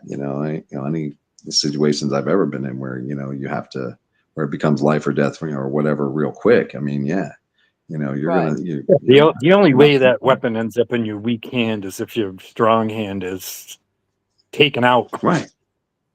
We used to do training where they'd force us to use our weak hand in training scenarios. And I can't tell you how awkward it is and how much you're not thinking about it. Even like on the stress of a firing range, it's very unnatural. I mean, yep. That's why I asked Travis that, man, because Travis was stupid enough, because when I had him on the stand, he, because he tried to say that I had the knife, when I had the knife when we got in the car or whatever, and that Rory had the piece of pipe, right? And I asked him, I was like, okay, well, what hand did Rory have that on? And he was like, well, yeah, he brought it down and it was right-handed, and he had it in his right hand. And I was like, well, that's funny because he's left-handed, and normally you would carry a weapon in your strong hand, wouldn't you? You wouldn't want to shoot your rifle, man, with your left hand, would you? He's like, well, that depends on his dexterity. It's like, shit. What did he say? It's like, man, there's so much bullshit in this thing. It's just ridiculous. It's like, again, the idea that I'm going to switch it over to my left hand at the last second just so I can somewhere down the line blame him. It's like 100% implausible. Yeah, well, I mean, then it really gets fucked up because then after that, then they got to go with the whole, oh, wait a second, now we got to fix up, okay, well, why isn't any of Ty's DNA on it? Why is Ty's DNA not on the knife? Why is it not on the mask? Why is it not anywhere? Actually, and man, doing wrong. I mean, that was okay. This is one everybody kind of missed, right? And I'm sure. Did you guys do the search warrant execution on the truck, on Travis's truck? Was that when they picked him up and took him in to do the first interview? No, because they do take him in, right? And they do a kind of a cursory search of the truck, right? Because a pitcher kind of plays it off, and he's like, okay, I'm thinking about getting one of these, and you mind if I take a look in it, right? And obviously he's looking for anything that could be evidence, right? But okay, so they take Travis down the station. They do his questioning. You saw that part, right? They do his questioning, and then he gets arrested, right? And but they don't go back and get the truck. This is a vehicle that's been used in a homicide, right? That's what they're saying, right? Yeah. Okay. Yeah. Cop School 101. What do we do with vehicles that have been used in a homicide? The very first thing you do is impound it, right? That's every police station in the country knows that that's what you're supposed to do. You go and impound the vehicle. Did they ever do that at any stage? Did they ever go through the vehicle? No, they do go through it, right? But what they do, and this is beautiful too. Okay, so this is what ends up happening in the truck, right? And I had to argue about this in this one of the last hearings I went to with Morgan, because it could have been exculpatory to me, right? And what it is okay, they don't impound the vehicle. Travis's boss, the guy who he was working for and doing work on the house, right? He goes ahead and packs up Travis's stuff, throws it into the truck, and then drives it over to a lot over by his house, right? Leaves it with the keys in it and unlocked. And it sits that way for like 20 days, something like that. It's like, I think it's 22, something like that. So it sits like that for that long, right? And it's wide open, man. Anybody can go in there and do whatever the hell they want, right? But anyway, they go back, right? And then when they come back, okay, you've got Phelps, you've got Malone, and you've got, Cece Hoverson. They actually bring a chick from the jail to go search a vehicle that's supposedly used in a homicide. Right. we had her on when we did the depot where we had to ask her, we were like, okay, what are your qualifications for this? She's like, well, I'm a good searcher. I'm like, all right, cool. I'm sure you are. Anyway, but so they go ahead and they bring them, and they also do have a forensics guy there, right? And the forensics guy is told not to do forensics on the vehicle by Captain Phelps. Right, he says it's the first time in his 30 years that anybody's ever ordered it, not ordered him, but told him not to do a forensic search. Wow. Wow. So, yeah, That's well, crazy. and then after that, they go ahead and they go ahead and start taking some of the the things out of it. Travis had knives, and there was some drug paraphernalia. I mean, stupid stuff, right? But but here's the kicker. And this actually, Travis's lawyer brought this up. We actually missed this one. Is when Pitcher searches the cab of the truck, when they bring Travis down the station, you see him get in the cab of the truck, and he's obviously, like I said, he's looking for evidence, right? Yeah. So he does that, right? And he doesn't find anything, right?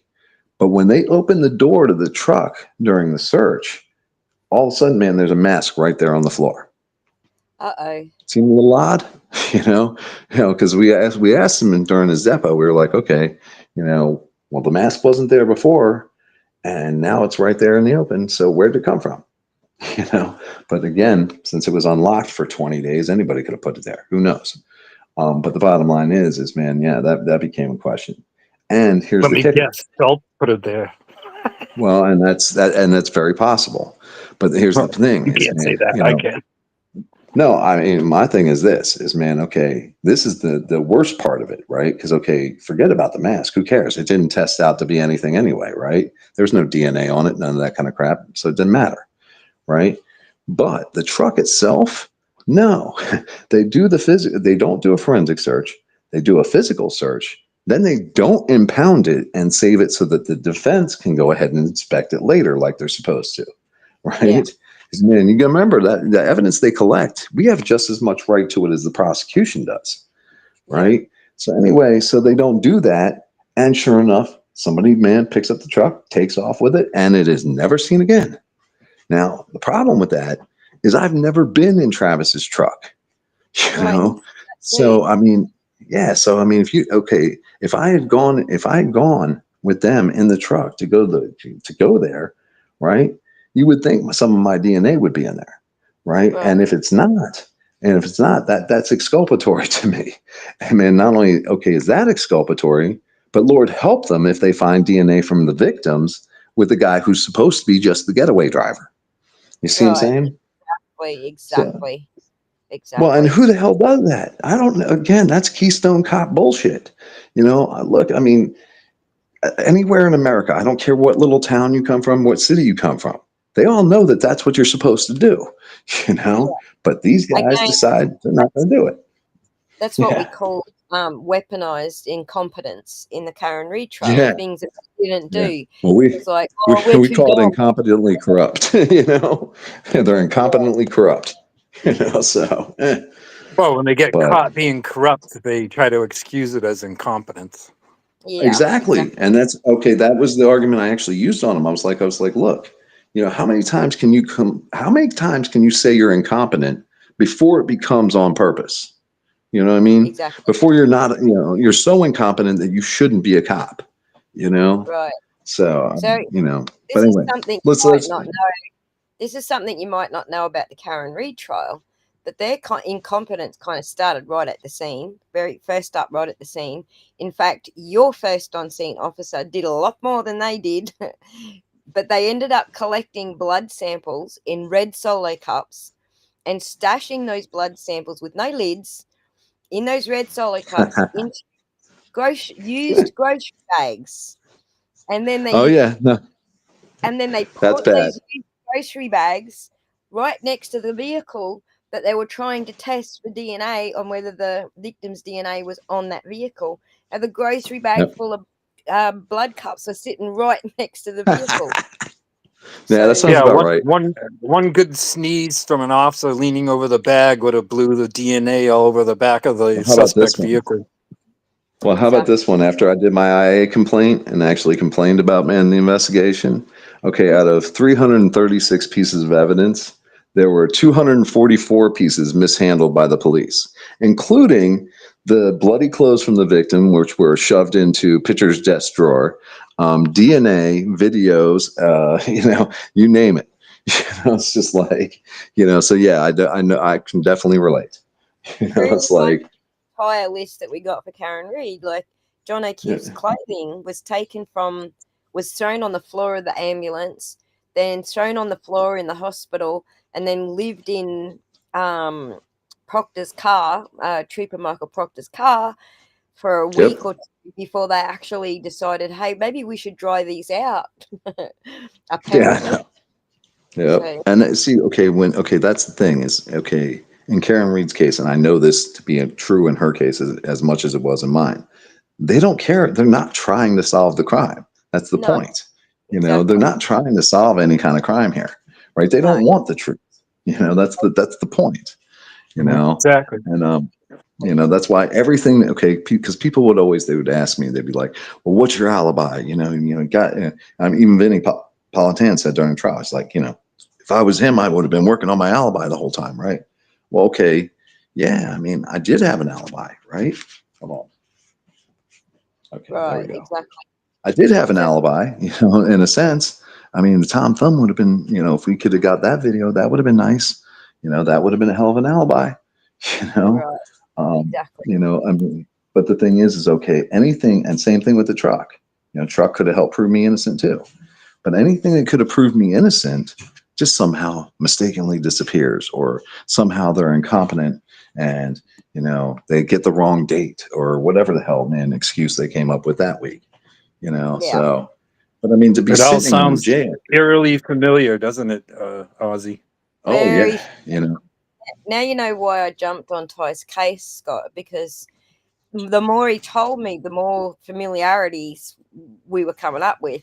And that was Yeah. kind of our first whole conversation that we had about this. Did they do that? Yeah, they did that.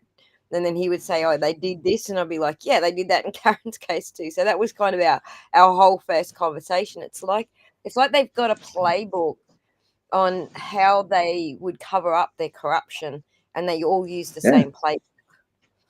Well, and that's the Hey, thing is, I'm okay. gonna be getting off soon, but I wanted to ask Ty a question from what we watched the other night. Yeah. Okay. When you had her from her hospital bed testify in court, did you expect it to go that way? Oh, hell Did you no. expect her to be Hell no. so upset that it didn't Oh, it work? wasn't upset. No, it wasn't upset. It was the fact that they doped her to hell out. Somebody gave her Okay. Xanax. I didn't find that out Okay. until later. I found that. All right. Okay, you got to remember. Okay, we tested it right before lunch, right? So we tested, man, the Zoom to make sure it worked, and Paula was fine. She was lucid. Everything was cool. When we got back from lunch and did the thing, I mean, she was incoherent. She could barely understand what I was saying to her, and she was, popping off different things, like when she popped off on Mansfield, started insulting him, but the thing is, okay, I thought that there was something wrong with her, and that, man, it took me a little while to realize that, man, I asked her, I was like, somewhere's in there. I go, Paula, did they give you any meds? And because I mean, at first, I mean, I couldn't understand why she was being like that, right? Yeah. And it's like, okay, but she kept on telling me, no, like, Paula, we can do it another time. I can set it up for another time. We don't have to do this right now. No, I want to do it. Okay, and she was just not lucid, right? But she was an hour earlier. So I mean, at first I was freaking out, thinking I'm going to watch her die up there. That's what I'm like, wondering what the hell I'm going to do here, man. Because I'm thinking, man, look, I said, screw the case, man. I'm sitting here watching this woman die. Well, like I said, I was watching the trial live, and I was like, oh my God, this is that not was straight going night. well for the pro se defendant here right now. And then No, but meanwhile, all the talking heads covering the trial, who are already trying to paint you in a bad light. Right. Here's this wise ass prisoner pro se, and look what he's doing to this poor dying woman. They twisted it so bad. Oh, I know what they did with it. And man, look, I mean, even that, man, I mean, okay, here's another one that should have, man, spoke volumes to people. The fact that, man, I had to get up there and argue Marcy's law with the judge and the prosecutors who didn't want to let her testify. And I had to remind them that it's her right to testify at every single hearing in the process. That's part of their constitution in Florida. Marcy's law is just, it's basically victims' rights. And there's like 22 of them. And one of those rights is, yes, they get to speak at any hearing in the process, and they're trying to deny her that right. I mean, even Judge Jones had to sit there and he kind of giggled or whatever, man, because he's like, this is the first time I've ever had, a defendant, especially in a murder case, arguing, for victims' rights. I mean, again, when does the accused killer ever argue for the victim to be able to testify? Yeah. Can but no. dip out for 2 seconds and let Scott ask you a couple of questions? I need the ladies' room. Sure. Yep, sure. Sure. Just a couple more questions, Scott. Go for it. Yeah, sure. So Ty, I like I said, I was impressed with your pro se defense and found the trial interesting. Did you have any outside support, people in the court, or were you completely solo on this? Well, I mean, for the most part, it was mostly me, right? I did have Lauren, send me some things over the laptop, as I was sitting there, and not only so I'd have her send me things every once in a while. I'd be like, hey, can you pull that up for me, or whatever, right? And then my lawyers, the guys who were my lawyers, prior to me going pro se. Since Jones ruled that I couldn't get a standby counsel, that they couldn't be my standby counsel. I was just But I going to wanted ask it. you that. Did they make you have standby counsel? No, I actually wanted standby counsel, but man, Jones ruled against that. He denied me, right? So I couldn't have standby counsel. It's interesting. It's usually the other way around. Judges usually force the pro se defendants to have backup. Right, exactly. Standby. Well, no, he wanted me to be, out there on my own. He figured that, look, Jones, man, did a lot of dirty crap trying to, you even hear that man at the end of the trial, man. He sounds defeated. But the thing is so I couldn't have standby counsel. And what I did is when I argued with him, I was like, look, you may not allow me standby counsel, but you can't keep me from having advisors, straight up. So anybody I want as an advisor, right? And yes, including legal advisors. Mm-hmm. And he's like, well, no, I can't stop you from doing it, but they're not going to be allowed to sit at the defense table. I mean, he was that much of a, he was that man adamant about, putting me away. And I know I've said it to Aussie, right? Because that's a big deal too, because you got to remember, as far as I'm concerned, and man, again, I have evidence to prove this is, man, yes, he was dirty back in 2019. I knew that. I knew that for years before we went to trial. That's why we did most of the things we did, is because, it was how do you beat the dirty judge? So you're pro se from the jail, right? So you're not in constant contact with an attorney on the. No, I wasn't pro se from the jail when I actually went to trial. When I went to trial, I was out. So right? you were on bail, okay? Because I was going to ask you that would have been super difficult if you were still incarcerated, right? No. But I'll tell you what, man, I stayed pro se. I stayed pro se when I was incarcerated this time, right? And and that was also one of the reasons I took took the deal. I made the deal with these guys, because fighting from jail, good luck, But here's the part nobody got though, because I mean, so many people were trying to pressure me into taking a lawyer, right? And it's like, what lawyer are you going to take? What, I'm going to take a PD? Well, and hell, they might as well be a lapdog for the state. You know what I'm saying? They're not going to fight for me. Yeah. Right. And I'm going to go and get, one of these other lawyers that, man, they pay $14,700 tops to. Are they going to fight for me? I somehow doubt it, especially against a dirty judge. I don't think that's going to happen, because look, my paid lawyers weren't going to be able to do anything against a dirty judge. And we were paying them like what, 30 grand a month? Something like that. Well, I mean, you got to admit, Ty, though, that you're like at the top end of the possible, intelligence and ability. How many wrongly accused aren't even close to being able to be pro se? They're stuck with public defenders, or they don't have cash for lawyers. They're in such a bad spot. I mean, they really are. And look, I mean, but the thing is that can be improved too. I mean, look, man, let's get rid of the freaking Latin first off. This ain't, nobody uses Latin anymore. It's a dead language. Stop calling it voidere, man. Call it picking a jury. You know what I mean? It makes it easier for people. Yeah. That would be one thing. The other thing is, man, no, it's really not that difficult. You know what I mean? There's certain, look, my case is, my case is definitely more difficult than most of them. Right. Again, and part of that is because we kept catching them every time they did something dirty. That was part of the problem, in a sense. Every time you catch them, well, now they got to double down on dirty and do something else, and it just makes them more dirty. I mean, that's why Jones was in the situation he was in, because I know I said this to Aussie. I mean, and I don't know if I sent you the file with this one, but man, But yeah, we caught him tampering with 2 different witnesses. I mean, and again, tampering with a witness in a capital case that's a PBL. That's punishable by life.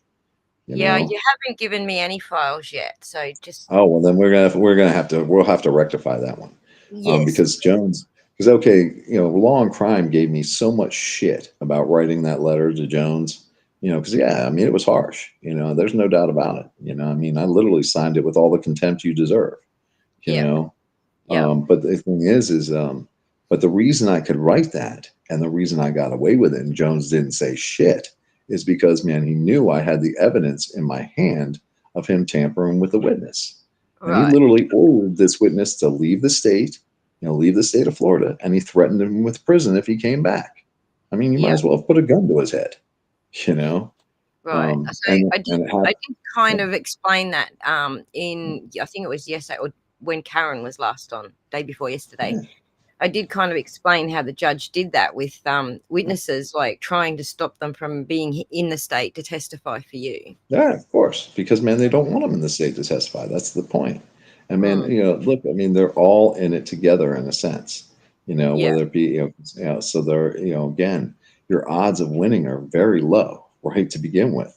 Like, that's why, man, I had a, did your judge have a reputation of being where he was on the scale of anti-defendant, pro-state? Yeah, I mean, look, all of them are dirty down there. Everybody knows it. If you're from there, they literally, man, I mean, they call it the Bubba system, like out and openly, right? But they also, I mean, they're proud of this shit, right? I mean, because they're down there at the very end of Florida, way off in the ocean, where nobody cares about them. For the most part, it's a nice place to go if you want to go for a vacation or something like that. But it's also a great place to bring in cocaine, what I'm saying, and anything else you want in the country. So they got a lot of money, very few people, and yeah, they literally protect that money and protect that their stranglehold on the community by, man, controlling the legal system. I mean, when I say they're organized crime, they are organized crime. That's what they do. So a question. What is the population of Key West when it's not tourist season, like in the off season? What is their population? About 35,000, something like that. There's only 80,000 people in the entire Keys, something like that. Yeah, that is. So not very many people, right? And then think about it this way, though. How many cops per capita do they have? They got a ton of them, I mean, a ton. And most of it is geared towards stopping people from smuggling. For the tourists, yeah. Whether it be people or drugs or guns or whatever, Exactly. Yep. And towards the other one. That's even like Cape Cod and money off tourism. That's the thing. Yeah, is that's even like Cape Cod, Massachusetts, and the islands. Well, yeah, and I mean, they bring in cops just for the summer. Yeah. And sorry, don't Scott. wrong. Sorry, Scott. Yep, they got plenty of them, So. No, I'm saying that's like, Cape Cod, Massachusetts, and the islands. They used to bring in extra part-time cops just for the summer because in the wintertime, it's ghost town. Yeah, I mean, because that's exactly, it's exactly the opposite there, right? Because, Cape Cod is cooler, right? So people want to go there during the summer. But, man, Key West is where you want to go during the wintertime. You see what I'm saying? So, I mean, that's just how it is. It's like same thing, just opposite seasons. So, well, I mean, look, they've been smuggling shit down there since the 1500s, so I mean, it's nothing new. But it's just, again, if you got all this money down there, first off, corruption kind of goes along with it, especially when it's illegal money, and even the legal money. I mean, because you've got. There's very little land in Key West, right? And that land is very valuable. And those contracts for that land are very valuable. So I mean, you've got these families that are the ones who, pretty much run everything. I mean? And they would be the Bubba family. I don't know if you've ever there was a show, man, they had on like that. I forget what it was.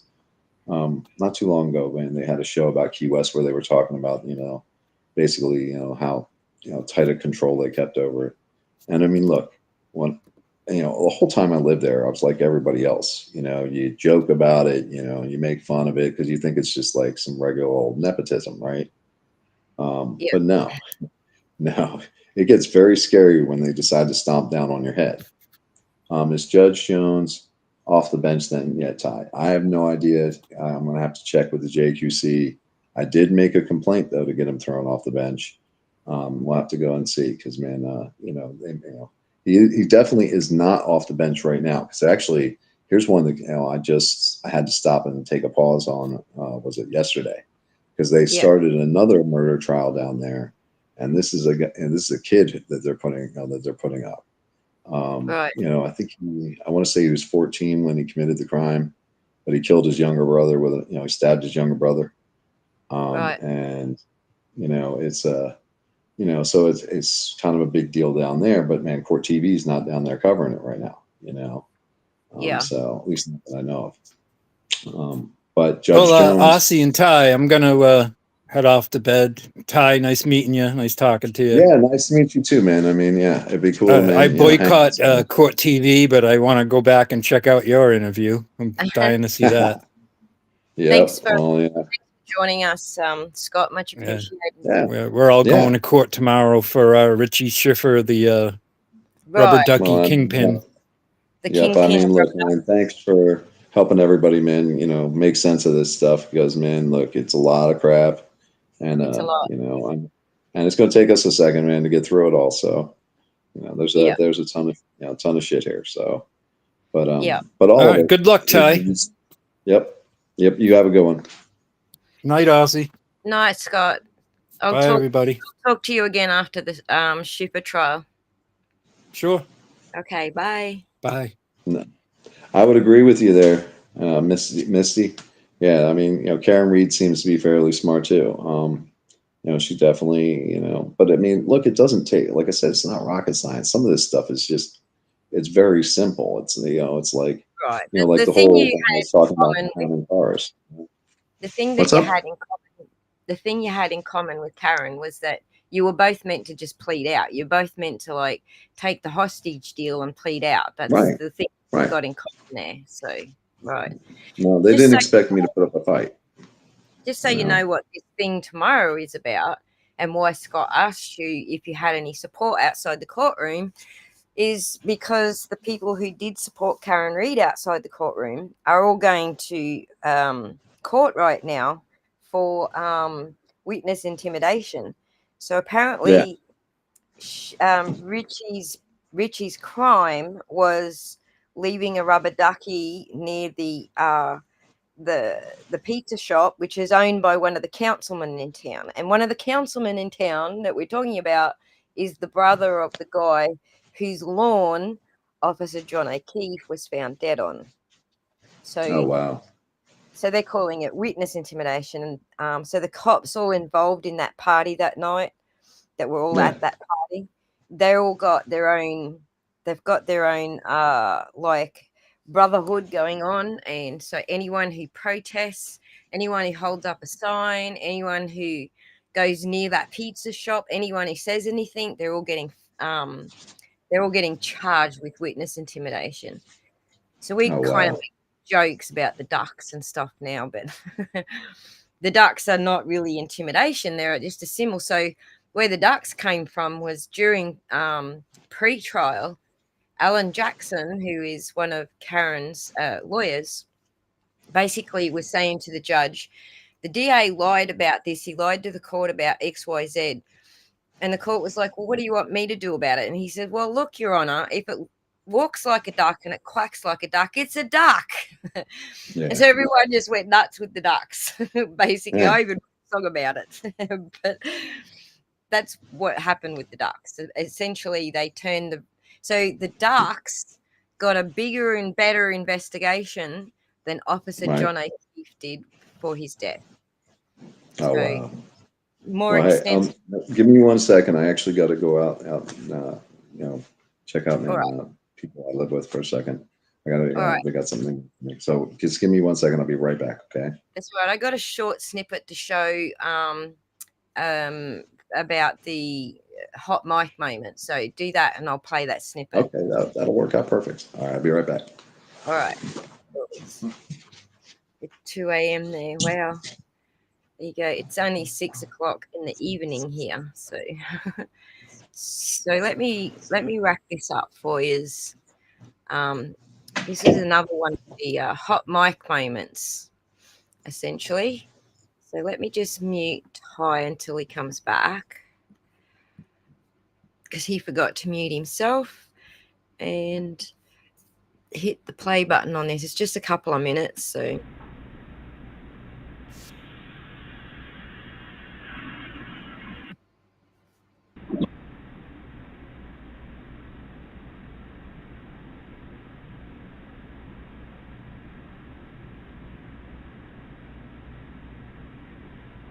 Any minute now.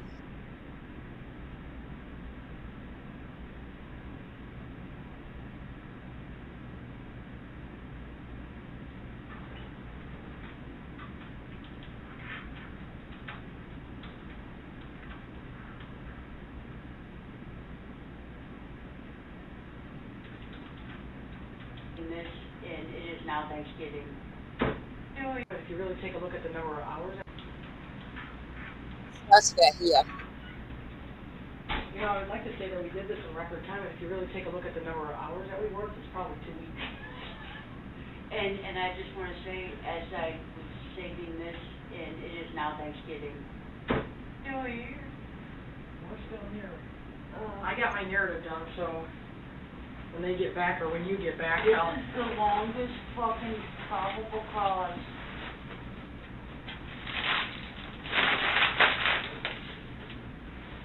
Ever.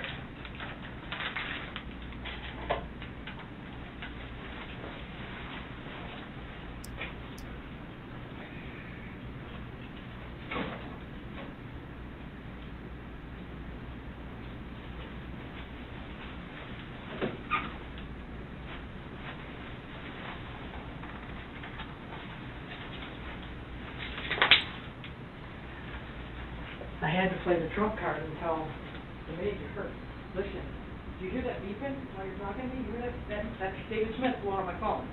He calls, hangs up, calls, hangs up. I said, Major, I'm just going to let you know, I'm going to have words, and I'm going to try to keep it professional, but this is crazy. We're working on a homicide investigation. As far as I'm concerned, any resource that I need, I get. Yeah. He's not doing anything other than helping us. I said, it's not like he's out riding around in a Mercedes-Benz someplace. And the major, and I said, David's all jacked up about his comp time. And I told him, it can convert to overtime if you go over. I said, and he will not leave David alone.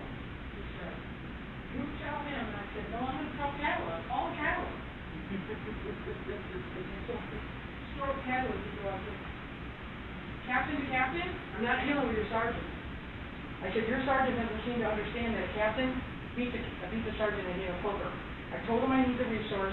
We're doing an investigation in your district, and I need one of your detectives to help.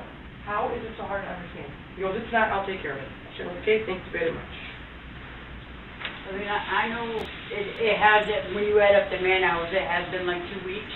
Right. But until the forensics come back, we have this pretty much tied up in a pretty little fucking bow. Yeah, I don't know, I mean, unless somebody comes from left field and says I'm the fourth person. Yeah, let's hope not. Jesus Christ. I hope not either. And I found we actually missed Ty running from the scene. Because the videos from there are cut up into, there's like 4 segments. And when Ty actually runs from the scene is about 10 seconds from the very, very bitter end. So unless you catch the 1 second he's running, and then it goes blank, you have to close it. And I was just going through getting times, because I mean, it's a long fucking probable cause, because you have to have all of it in there, because it's without one little. So essentially, they don't have any video of Ty running from the scene, is what she's saying. Piece, you don't have all the other little pieces Because us watching it right now in times, and I'm like, well, let me not miss anything, so we'll watch it in the bitter end, and I'm like, we don't have that time. Wait a minute. All right, that's So there you go. Now there is one more, which is this one here, from 1 to 2. So yesterday we were listening from 12 to 1, and this is the other part of that, 1 to 2. And the bit we just heard was a little bit, it was meant to go before what we listened to yesterday. So just so you can get the order, because I didn't play them in the right order, so I apologise. But we'll tune into this one while we're waiting for Ty to come back.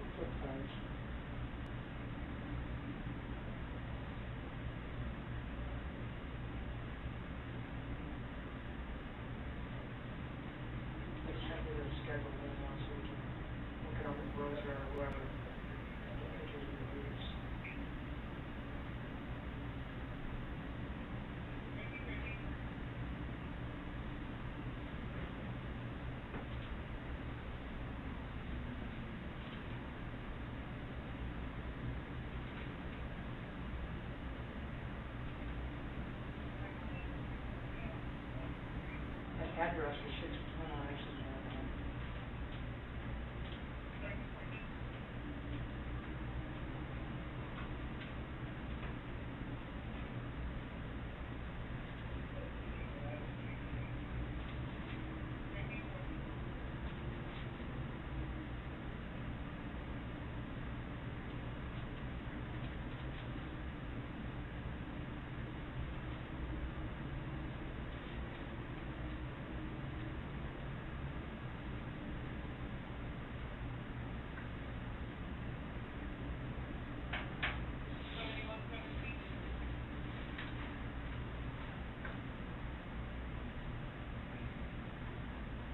What do you think, Stabby, Daniel?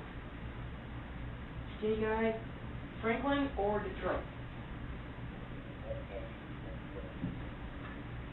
Who was more violent upstairs? Detroit, right? What did he do to her, to the female? Punched her, like punched her in the face. And that kept causing the knife to slash her, cut into her neck.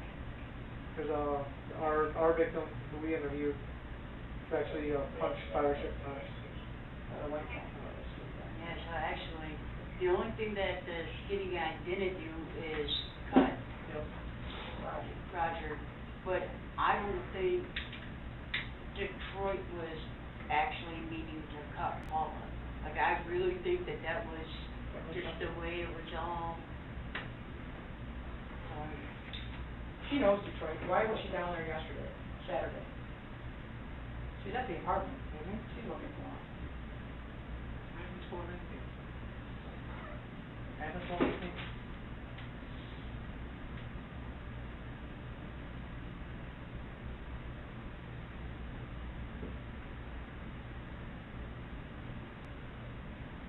Eric, can I please have teletype? That phone won't stop going off until I go and check the text. See that right-handed shot? Hey, this is Sergeant Callenberger, 470. Hi, I need a criminal history on somebody, please. You're not going to text me. I texted you on your phone. No, I have a name and date of birth that I think it is. He's at MNI. Let me know when you're ready for the information. First name is Franklin. Come spelling, last name Tucker. Tucker. And I believe his address, his birthday is 7/12/81. Okay, what's his birthday? 7/12/81. Can you put them in, there should be an M&I opened up. Can you put them in there and see what birthday it is? Never mind, they got it. Yeah, Franklin Tucker.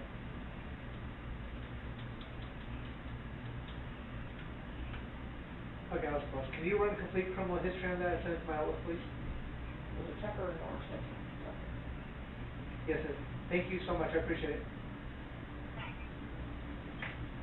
They got it, pull it up. Run him, so we have an idea what we're dealing with, because we do have an account. Yeah, because you've got Arizona.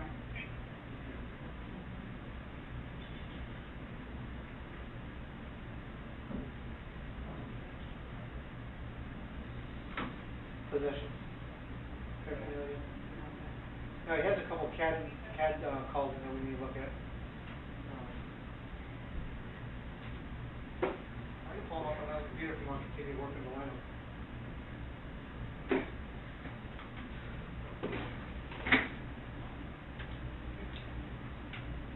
We need a standardized shirt that they wear when they get arrested. Sorry.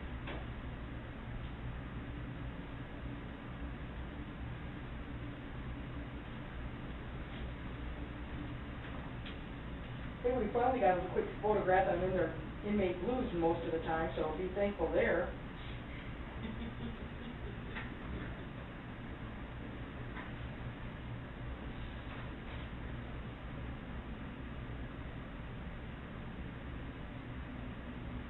So Skinny Guy went down the stairs first and he encounters Matt.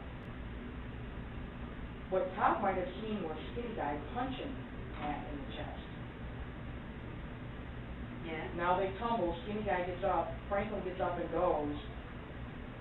And like you said, maybe they're on the pile when Detroit stabs him in the back to get him off Franklin. That sounds logical. Yeah. They don't even have to be on the floor. Maybe they're just scuffling on the second floor. Now she said she thought she heard him fall, and they might have stumbled, went to the landing. It could have been Matt falling due from being stabbed.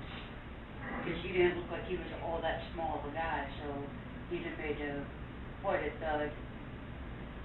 It could have just been Skinny Guy and Matt standing upright on the landing, and Skinny Guy punching Matt, Matt trying to hang on to him, and Detroit comes down the stairs and stabs him 3 times in the back to get Matt off Franklin.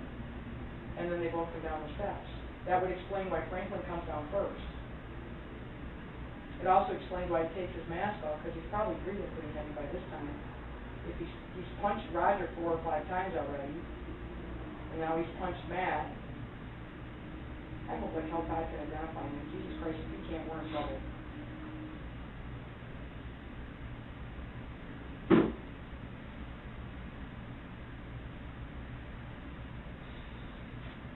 Yeah, my thought when I saw those injuries at the hospital was that it's almost like it's a, either somebody coming back or trying to fend somebody off. It'll be nice when Steckbauer can tell us it's clean blade, you know, it's a clean wound. It's not. It looked pretty clean from the pictures. I just have my camera up here to show you. It did some damage.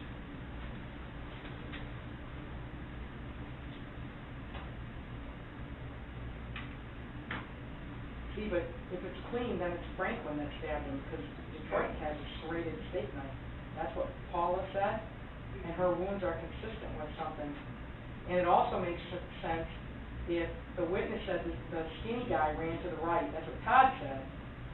And that's where you found that knife, is in that yard on 5700 Water's Edge. That's more consistent. Yeah. I think the Skinny Guy didn't stab him. Based on the weapon alone. Yeah, based on the weapon, and even though Paula has been untruthful in some things, in the basics of the event, her story is lined up with everybody else's so far, and what we have as far as what we've seen as far as evidence, so. When you and Matt interviewed Todd again, you gotta get him to tell about the $100 that went upstairs for crack. and just let them know, we don't give a shit about that, we're not gonna charge that, we're not doing anything with that. But I think we tip our hand and tell them, we found 100. You know, we found it. Yeah. And we're gonna take DNA, and your DNA is gonna be on the $100 bill. So why would you get all wrapped up in this over just dope? My God took the narrow accident. Oh, he got images. He said they're really pretty shitty. But he said you can see clothes.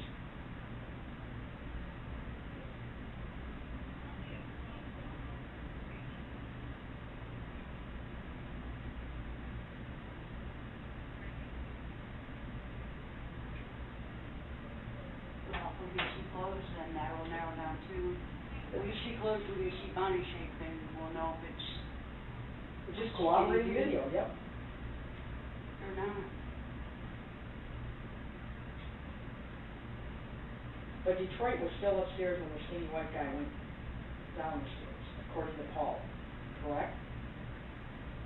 Paul doesn't remember, or really couldn't articulate that part, Okay. as to who went down the stairs first. Maybe it's Detroit that's fighting. Maybe it's Detroit that's punching him in the chest, trying to get him off of him, when Franklin comes down the steps and stabs him in the back.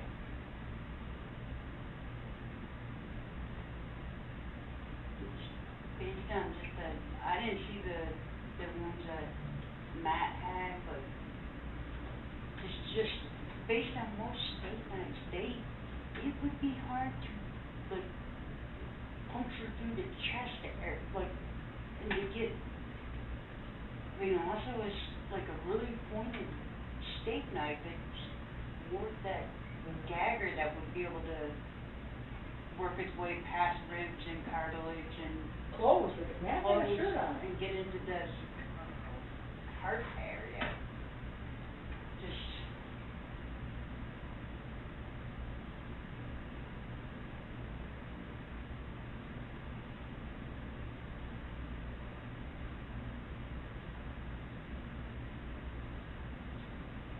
and then I told Matt, depending on what kind that fucking we didn't really know what kind of mask. Like, was it a full face like Halloween mask?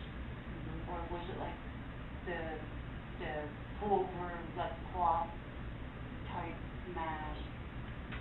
And were that, sounds like they were identical masks.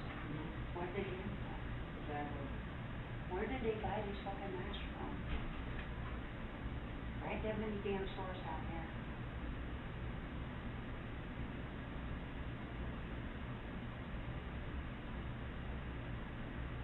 Did CVS still have Halloween shit on clearance? I don't know.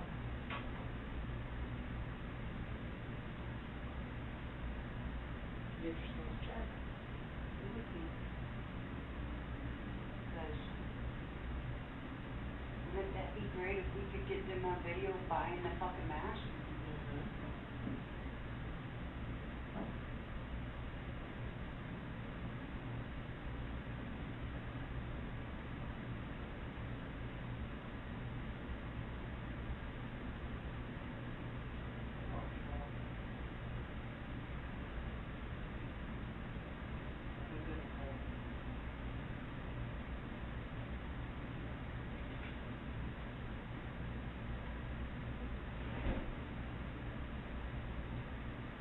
What you think?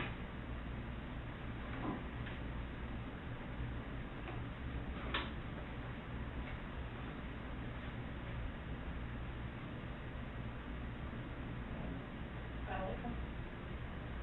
All black. Collars, boots, collars, hood. Hooded shirt. I don't know, I can't find a fucking hooded shirt. The only thing I could think of is maybe trying to see if we can get his driver's license photo. And I did it before on another guy, Photoshop the background to gray instead of blue. What does DL look at his David looks like? That's the only thing I could think of doing, because I can't That's the find only a thing, black he's the shirt. only one with a hooded shirt.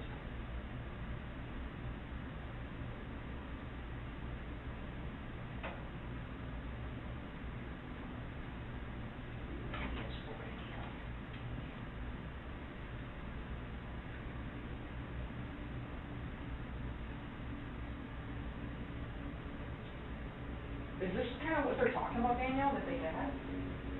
Yeah, that's what I wanna know, because there's not that many of that. Actually, there's no place down here that sells that. Because I have had that, Went to the I way. went, yep, for the bike, and I ordered it online. And I just don't see these guys Unless they ordering did, it you call online. their phone. It's gotta be something that they bought down here. And unless they're biffers, don't see them. Yes, I am. No, but I got a sticky pad, give me what you got.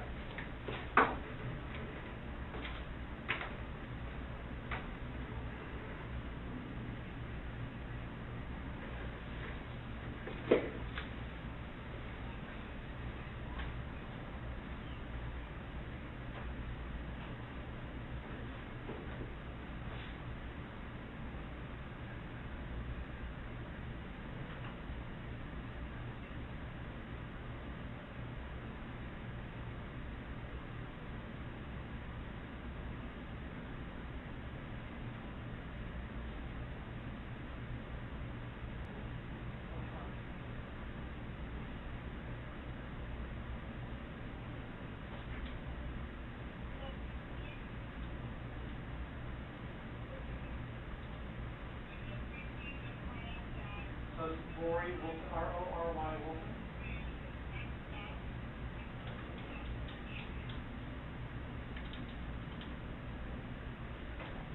Yes, next to the picture of the DL is his picture, so I can see the name, but it's not coming up on our yet.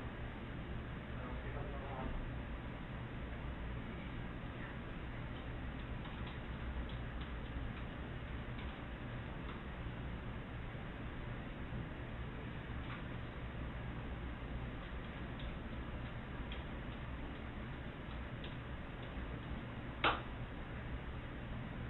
Oh, there he is, hang on, okay, I got it.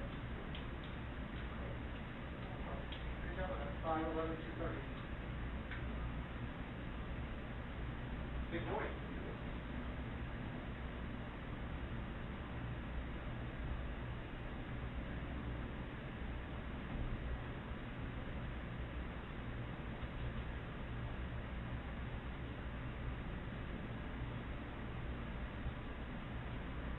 Outstanding, thank you so much, good job on that, Sergeant. Okay.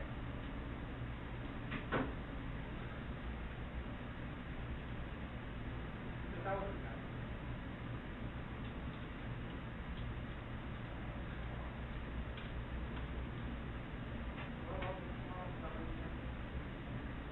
Yeah, I need him.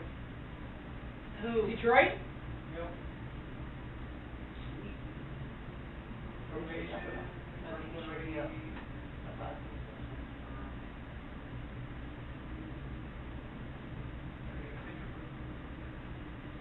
Please tell me it wasn't David Puckett, but it did. Prison release, 2010. 3738227 Michigan. Oh, he doesn't live in Michigan, stop it, just because his nickname. Sorry, you're right, he does not. Nobody will live in Michigan. Give me my picture. Call of Duty Black Skull Phase 2 match. You get it for $6.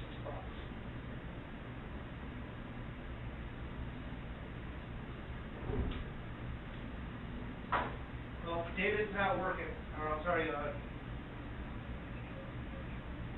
David's picture's not coming up.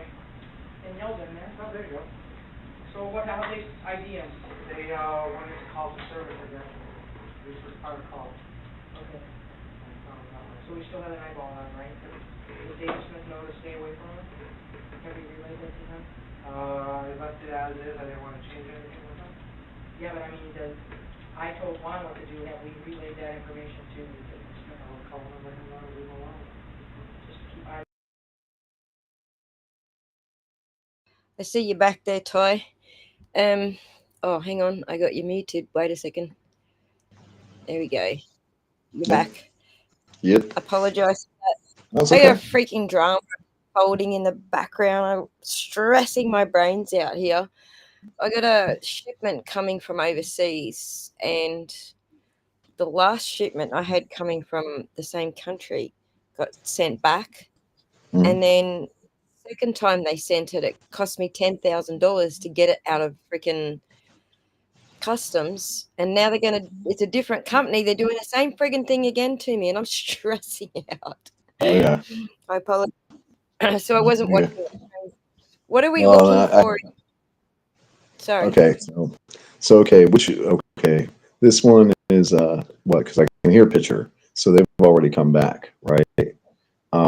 Right. Okay.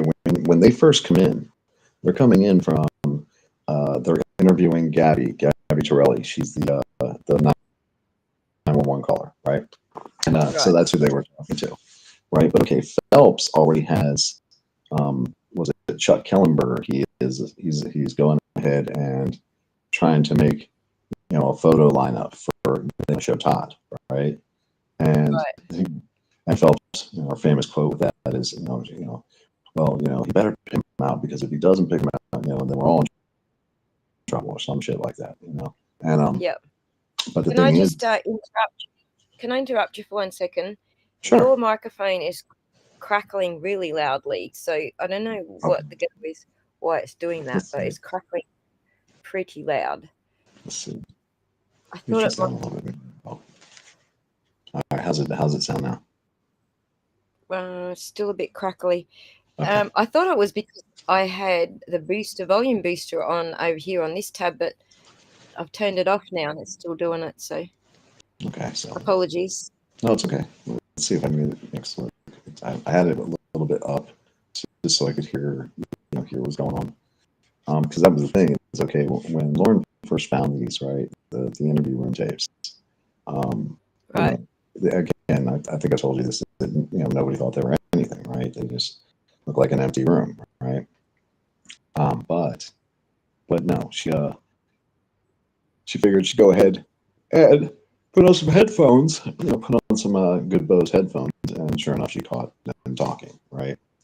And and I was going to have these enhanced, as you can see. I was going to have these enhanced for the jury, right? So the jury could hear them and not be mistaken about things. But yeah, Drip Drop over at Crime Circus did that, even though I didn't ask him to, but he did. He went ahead and did that anyway. But yeah, I mean, to use these with a jury, you're going to have them enhanced. That's just the way it is. But the thing is, there's so many different things that come out of this. Because this is how I become a suspect, right?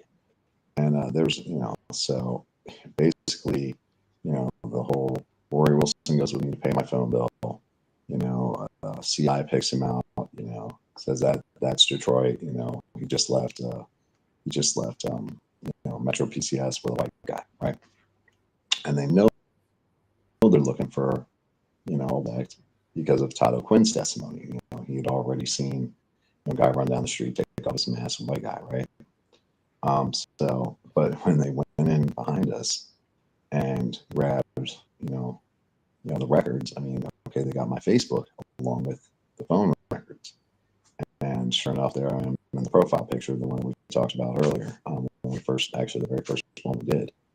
And yeah, they basically Maury Povich my ass into it. It's like, okay, we have this picture from Fantasy Fest, even though it has nothing to do with the crime. But we're going to use that as, we'll go ahead and use that, and there's our perfect scapegoat, so to speak. But there was something else I noticed later that that was again exculpatory in nature, and it was this, because they knew that Rory had something to do with it, because they had a CI, and he basically laid out the story. He laid out the story where he was like, okay, it was payback against Paula. That's what it was supposed to be, and he laid out how much, and he knew what Detroit looked like. And so anyway, when they went and got Rory's phone record, right, they eventually go back and they get Rory's phone record. So when they go back to talk to the CI the second time, right, picture says that, man, he identified Rory Wilson from a photograph that he showed him, right? That this was actually destroyed, right? But here's the point. Here's what wasn't in the offense report. He didn't just show him Rory Wilson's photograph, right? Because I mean, if they had both of ours, well, of course you're going to take it down to the witness who, this witness, and show him both pictures, right? Right. Well, the fact that it's not in there, what that means is, no, that guy did not identify me. You know what I'm saying? I actually figured that one out probably about a year ago or something like that. But yeah. Sorry, it's been a long and rough day for me too, because I had to go back to court again today, and right. I wasn't exactly happy with the results from court, but that's okay. Like Yeah. You never well, we want, So we might let you go anyway. So because I'm pretty much done for the day, and your audio is really bad. Okay. So well, I don't know that I don't know if the audience is hearing it, but it's very crackly. So sometimes that happens with the iPhone when it gets a little bit hot. Yeah. So this is okay. This is a cheap Metro PCS phone. So this is this is a garbage phone. But I'm hopefully that laptop that Tammy is sending me will get here. Yeah. Tomorrow. That would be awesome. Yeah, the laptop's going to be because we can share some files then. Yeah, no, then we can. Yeah, we can. Once I have the computer, then everything will be great. So. But right. So it's coming tomorrow, you reckon? Yeah, that's what Tammy said. So I'm gonna call her up tomorrow if it doesn't get here. See what she does. But, but yeah, it should be good. Radio. Yep. Well, we still got a ton of ground to cover. I just ran out of puff, that's all. But we still got the deposition of Paula Belmonte to read out, and the finish of the end of what we were just watching. Right. To hear all the other crap that you caught on that hot mic. So we can probably do another day without you, and then maybe the following day, unless you want to come back. Of course, I'm going to send you the link every time anyway. Yeah, I'll come in and at least answer some questions, man. Because look, it's hard for people to remember them. They'll be like, oh, I should ask them that, and then remember them days later. Yeah. I mean, so. Well, the one question we had was, who is Kilo?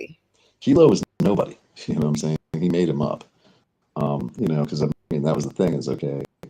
He brought us out there. Like I said, he literally stole it from the movie Friday. But Kilo, I mean, he's supposedly a drug from the movie. Gotcha. Oh my God, so, that's hilarious. But so how the plot of Friday is what Smokey smoked weed. He owes Worm. And now he doesn't have the money to pay him because he doesn't have the money to sell. It doesn't have the drugs to sell. So I mean, I haven't actually seen the movie. I didn't get that you were talking about the movie Friday. I thought you were talking about what happened on Friday, because this went down on a Friday. No, he literally stole it. He stole it from a movie. So that was that's where he got the story from. But right. But I mean, look, oh my God, Rory's not terribly. He's not the brightest. Let's put it that way. Clearly not. Clearly not. But all right. So we've still got a ton of stuff to go through, but I still want to see the documents that aren't online that that you still have. What I'm going to do is I'm going to have to put them together, and yeah. Well, I haven't been working YouTube recently, and that's kind of on purpose, right? Right. But what I am going to do is I can put those on the Facebook, right? So because there's places to store files on there too. So I'll just go ahead and start put those on there. Yeah, that'd be great, and then we can all access them and have a look. Exactly, and that's what I figured out. Because I keep on sending you links, but man, everybody's got to be able to get access to them. So. Yep. Well, if there's anything that I can help you do there, let me know, because we have the tech over this side. I don't know if you knew this, if anyone told you this, but I'm actually a programmer, so I'm looking at the stuff that they're doing over there.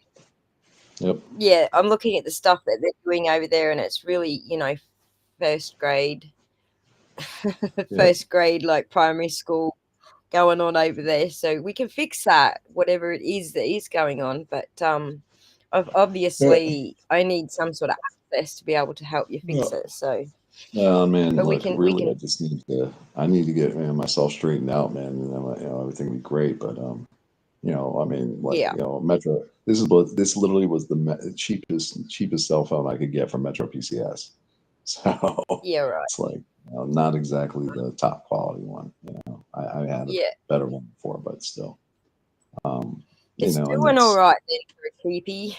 It just didn't yeah, like being. I'm hanging in there, and it'll all pan out eventually. It's just a matter of time. Gotta keep plugging away at it. Oh, Right. oh man. But, Well, we are not getting the views that I would like to get, so I've got to do a little bit more marketing so we can get the views that I'd like to get. But we're getting all right. Yeah. We're getting 500 to 1,000 per stream, so that's not too bad. That's considering it's not Karen Reed. Well, I mean, considering. Yeah, I mean, not only that, I mean, look, it's not Karen Reed, and we're running some long streams here, right? Has anybody actually stayed throughout the entire thing? I beg your pardon? I'm just curious. Has anybody actually stayed through the whole stream? Yes. We've had a consistent 30 to 40 viewers the whole stream for all of the streams. Wow. I know I've been doing some long streams to catch up with the stuff. But as I said to you, I'm doing that so that I can cut it up into the smaller ones. And that's where we'll probably get the more viewers. There's people that like to interact in the chat. And they are obviously fewer in number than people who would watch a 10-minute video. So the average attention span, I guess you could say, on YouTube is around the 10-minute mark. So I like to cut everything down to inside that 10 to 15 minutes. That's where the views end up coming from. So I just haven't had time to do it yet. But we're getting as much as we can. Yeah, well, I was also kind of gunning in after the interview or whatever, because people always, whenever I do an interview with Core TV or something like that, I get I get slammed with like friend requests and stuff like that. And, it's like a hustle just to freaking keep up with it.